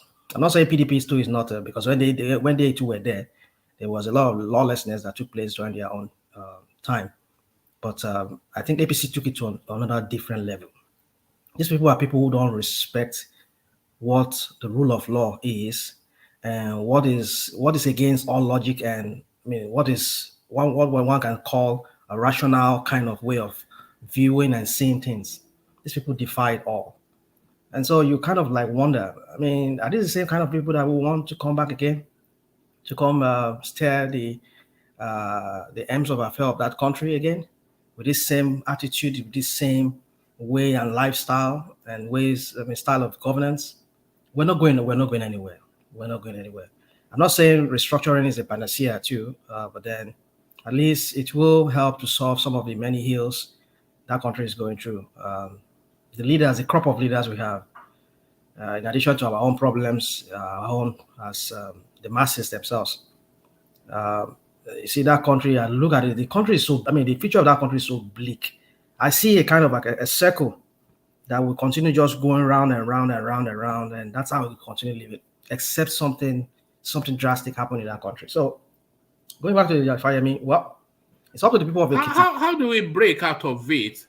That's circle. That is one area that we don't agree on. You know, like our people from the north will say, when we say restructuring, they tell you that what is restructuring? What are you even talking about? You know, actually they don't know what restructuring means, but they tell you that we don't all agree. That's the narrative they throw out there whenever we try to challenge them on that, or people from the south try to talk about restructuring. It says, what is restructuring? We heard what Malami was saying the other day, that when they were accusing what's his name, the president Buhari of not living up to his promises. He said, well, we've talked to the state governors to allow the local government to have control over their resources and blah blah blah. That is restructuring. I was like, is that what he promised us? Is that the kind of of course, right, which is part of the restructuring? He said, well, then he was saying to that already day. Apart from that, I don't know what you mean by restructuring. Then you see, these people, they have a way of spinning things, you know, they will just spin it like, make us look so stupid that we don't even know what we're talking about. So the thing is, we don't all agree on what's the way forward, how to resolve this matter. Some people say, okay, let us break up that country. And you say, you are dreaming, you're in La La Land. Let us restructure. Forget it, it never happened. I don't look. There has to be something more forceful, and I'm not saying an invitation to violence, but there has to be something more impactful, something more. Just this meandering down the road, just slowly, sluggishly. Oh, shall we restructure it? You see, we have. There's something. There has to be something more potent that has to, because there's nothing that compels the country to effect change at the moment. If we are having this rather sluggish conversation, and what is restructuring, we don't even know. That's just not you, but the political space. So there has to be something that can force that change, which has to happen, because the country it's not headed anywhere anytime through its history, and look where it is heading. Is what has landed us here, with the narrative of 150 billion being borrowed and just shared. You know, there must be something. That change has to be. Something has to give. Something must give. If I may come in, I'm sorry, Rational Mind. You see, that was why I was asking you yesterday, one man, that what do we really want? Do we not want democracy in Africa, or we want a industrialized, revolution, or want development? You know, want to industrialize the nation and the continent at large.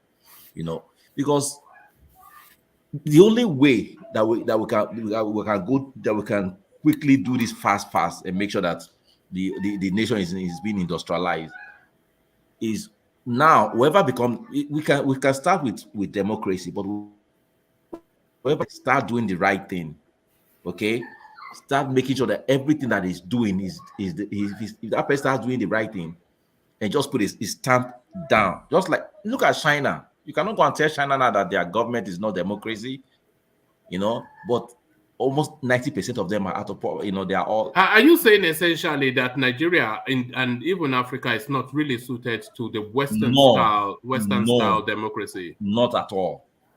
Not at all. I'm not far away. I'm not far from you in that. But yes, the people must have a say in who governs them.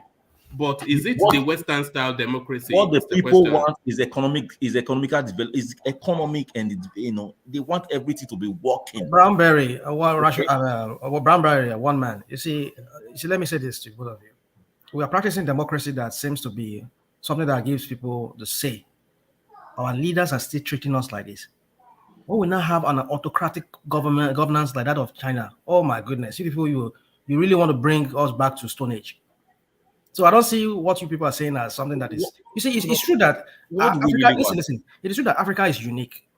our society, the way we are structured, is unique. We just have to find that uniqueness. Yeah, but that is what Bramberry did We say. need Both of you are advocating development. autocracy, the kind, the style No, maybe you are not listening. No, that's what you people said. Hold on, Bramberry. Hold on, Bramberry. That tells me you are not listening. I was listening. No, you were not, because if that is what you heard, then you were not listening. What I am saying, and I suspect off the back of what Bramberry is saying, is that the Western-style democracy is not suited to the African space. So what I said was that we have to devise a system where the people have a say in who governs them, but not quite in the Western-style democracy that has not really served us in any form. So maybe it's some sort of hybrid or something that is unique or peculiar to us. So that is a leap to go to autocracy in China, which is not being suggested. But certainly what we are practicing at the moment that purports to be democracy does not serve the people. Well, I think when you were saying Brownberry was talking about China, using China as an example. I spoke about China, of course. So that was why I said that if you people are talking about autocracy, the kind of China style, I mean, you people are taking us back to Stone Age. So then, if that's what you meant, and I don't think China is in the Stone Age. By the way, I would say that's what I want. You see, that's the problem. That's the problem. What's the problem? Yeah, that's not my. Tell me what is wrong with China. Let me tell you. I will tell you. Where they are governing their people. What's wrong? Your people just said we are unique in our own ways. China is unique in its own ways. Right. We are practicing democracy. Okay, we were under military governance. Most African states were under military governance. Look at how those states were run, which is equivalent to the system we can call in China, whereby one man rules supreme. Look at how they messed up the system. Now we are in a democratic system whereby that most African countries are in a democratic system whereby people still have a little bit of say. But look at how it is the leaders. The psyche of the leaders that leads us. These are the people, and every year they keep bringing in new people into that circle of leadership that also has that kind of mindset. It's a systemic thing. It's an endemic thing. I'm going to tell you something. Of the people. Rational mind. I'm going to tell you something. If China had been following what we are following now, this democracy we are trying to follow, China would have been poor. They would have still been poor as we are. Well, you can only say that. You can't say that for certain because they've never tried it. I'm telling you for certain. They've never tried. Don't say that. I won't agree with you. They've never said that. Well, you can say that somewhat because their society is not geared towards that space. That is you guys' opinion. Look. Have they tried it? These people are just like us. They also like corruption. They also like corruption. Do you know they call it Western democracy? Do you know they call it Western democracy? Why do they call it Western? They call it Western democracy. They call China Western democracy. No, they call democracy as is practiced globally Western democracy. It's a Greece from Greece. It's not, well, you can say Greece, it's part of Europe, but I mean, I don't know why people are labeling it that way. Democracy. No, that's what they call it, though. Is that not the common parlance that they call it Western democracy? Even your land, your where you are, we have a minute form of democracy practice at some point in the past, whereby even the Lafi does not rule supreme. He has council of elders that really will have to tell him what to do. So what I'm trying to make, we need to just find that middle point. But the crop of leaders we have will not allow that to come to fruition because it's a systemic thing that they want to continue recycling that thing and then gaining for themselves and their wherever they bring into their circle. So you see, sometimes I look at it, it's so bleak. What I'm trying to say is this: going back to Fayemi, this is the same idiot who wants to run for president, and then in a minute way, you cannot even demonstrate that you are somebody who is dependable, who will always be there for your own people. You're always running away, saying, hundreds of miles away from your people. So, and you want to be president. What are the good examples? I mean, so if he becomes a president, what should we expect from him? And Peter Obi, all of that we keep talking about. I mean, if these people gets there, there's only just so much they can do. That's what I think. I've come to that realization because these people will frustrate them. Yes, the problem is endemic and it's systemic. It's an endemic systemic problem. Does it mean and it's all enraptured in the constitution? That's why I just asked you that question. What kind of government would you suggest Nigeria run? I can't give you off the bat right now to tell you this is Nigeria can still run this sort of system that they are running, but they have to put in place rules and regulations that secure it. Yeah, it's not a secured system. It's not. As we just said from the example of this system is just too expensive. It doesn't necessarily have to be if it's readjusted. Yeah. Who's going to readjust it? That is where the difficulty is. That's the point, because a senator that gets almost like 100 million every week, every month, and then you want him to now revert to. He's not going to change anything. Yeah, so once you want him to go do part time and be paid, he wants more. He doesn't want less. He wants more. So you see, it's I just look at the way forward for that country is so well.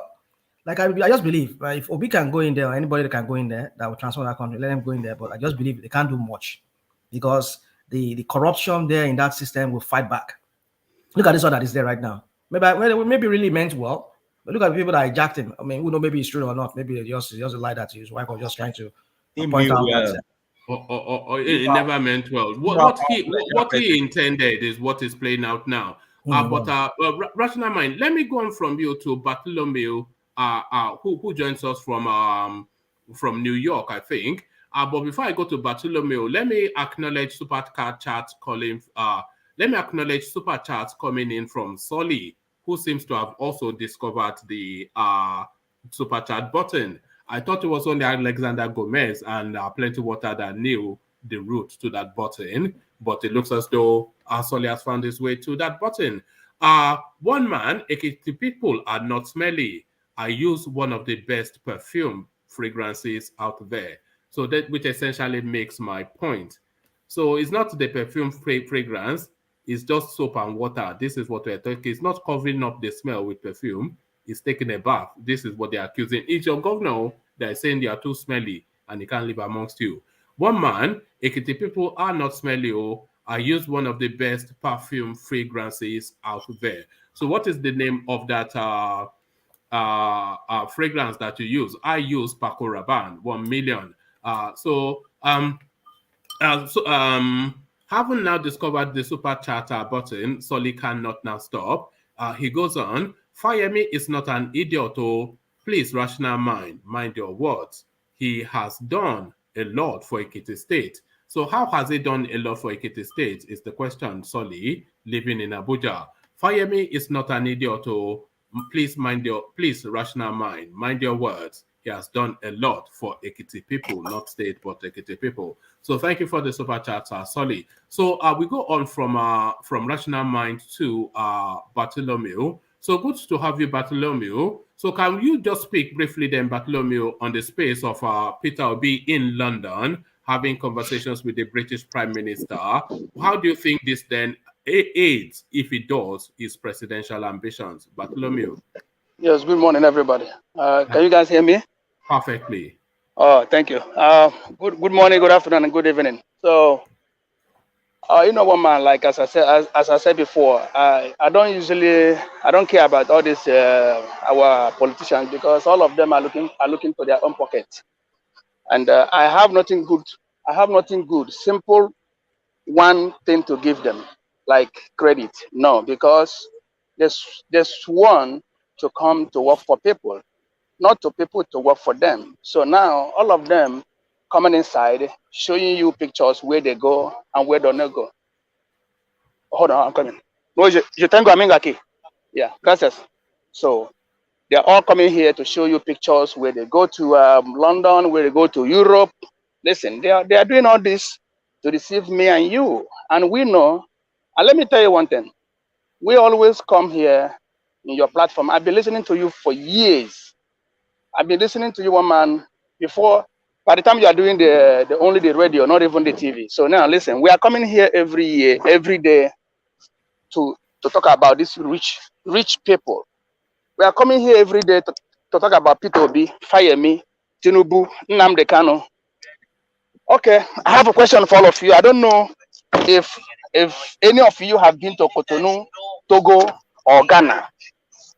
If you have already traveled all these small Western countries in Africa that have nothing, that Nigeria are even helping, you can easily understand and see by yourself and witness how they do not respect Nigeria. They don't respect us. For one, I will tell you, they know that Nigeria has money to help all African countries, but our leaders have failed us. They have failed us woefully. They don't even respect you in Cotonou. They don't even respect you in Togo. They don't even respect you in Ghana. Despite that, half of Cotonou is Yoruba people. Those of Yoruba people, 90% of them know that they come from Nigeria because they call them Ogbonu and the Portnovians. Okay? And their mentality in Cotonou is way better than our own mentality in Nigeria. Despite that, they have moved to Cotonou for years. Now they're well settled over there. They have nothing. But almost, I can tell that almost half of economy in Cotonou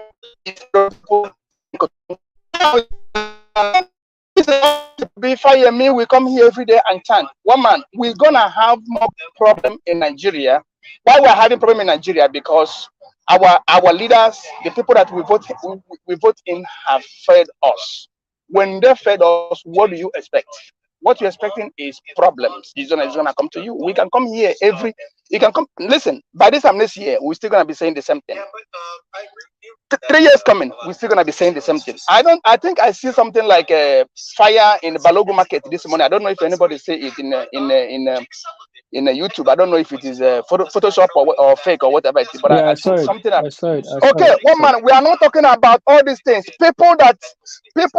Children that will sold their land back home from Anambra, from Ekiti, from Oyo, from Bini. People that go borrow money from Oracle, from bank, go open small store just to make sure that they don't let hungry kill their own mother. Now the fire is burning. Where is the Sanwo-Olu that is governing Lagos State? That is not even up to his money. This is the taxpayers' money and people that clear their goods in the seaport, which I know that very Sanwo-Olu have never ever one day clear more than 100 containers in Lagos, which he call his own state. This is another people from north, west, and east clearing their container, pay him money, pay him tax to govern Lagos, and he cannot shamefully buy a small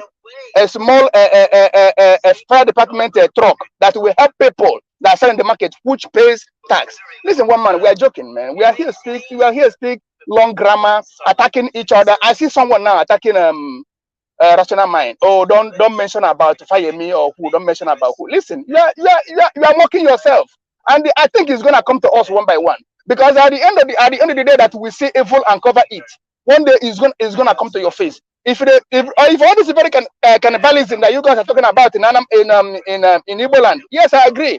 You can call it a murderer, call it cannibalism, even call it human being. Sorry for my language on this thing. People with a chop body, whatever it is. If we don't fight that one now, because many of us are not from east, or many of us are not from west, or many of us are not from the. We bring tribalism in this very platform. One man, I have told you to modernize this your very tribalism. This is the reason why you are not getting much thumbs up, much subscribe. One man, be neutral. You are not from anybody. You are from nobody. I'm telling you, we are gonna get more problems in Nigeria. It's not gonna stop, because when you fail your people, what do you think that they will do? People don't have money. People, I just left gym now in New York. I mean, we here now. We are just finished. But I was in the gym logged in, and I'm hearing you guys doing, and I'm already done finishing. Okay, I have to go to her house and I do what I gotta do to go to work. In this very New York City where I'm living, you know, even the people that begging, the beggars, they make money. People go give them $1, $2. Some people give them $50. This is the beggars. People that are homeless. Many of them is drug addict, whatever. People just put them into, or they put themselves whatever. But at least at the end of the day, they're still better than us. So how do you think the whole world? I see a lot of us here in this platform take Nigeria to compare to China. Are you shameless of yourself to compare to China? Chinese people in America here, they come here to go to school, and they are the ones that are living in the best building in this New York. Chinese people are the ones that live in the best building in Manhattan, where I know a single room costs up to $3,000. Chinese women are the one that living there. Go to school, learn English, learn something else, or have their own businesses. I never see Chinese people work for the American people. They work for themselves. Even the little one that they have, they manage it and work for themselves. And you are here now comparing. You know even compare Cotonou. You cannot even compare to Cotonou because you never been to Cotonou. You never been to Ghana. Cotonou have 24 lights, electric power. Nigeria don't have it. Togo and Ghana have light. You don't even have common light. You don't even have common road in Nigeria. You are comparing a whole China. How are we not shameless? How are we not shame of ourselves? We see the truth and we turn it upside down. It takes Nigeria to compare to China. Who are you to compare to China? Your people looting your money every day, and you are here painting them because they're from Igbo land, you cover them. Because they're from Hausa land, you cover them. Because they're from Yoruba land, who cares? They're looting your money, they're putting your children in poverty in 20 years coming. You that lives in London, you that lives in America, you can't even go home. It's affecting you. The same music fella sing. We suffer and smile. Let us be ourselves for once and speak the truth and shame the devil. Thank you, my brother. One man, do something about this. Do something about it.